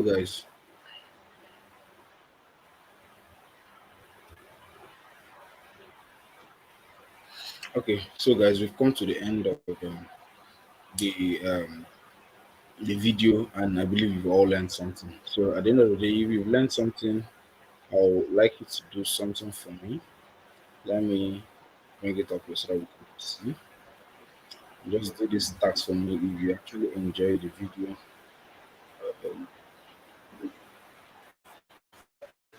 Okay. So if you have learned something, if you got value from this video, please make sure you like, subscribe, turn on the bell notification, and share this video with your friends. And I would love to see you in the next one. Please make sure to subscribe and make sure you watch the videos around this video so that you can get access to more and more videos from this channel. Thank you and see you next. Thank you guys.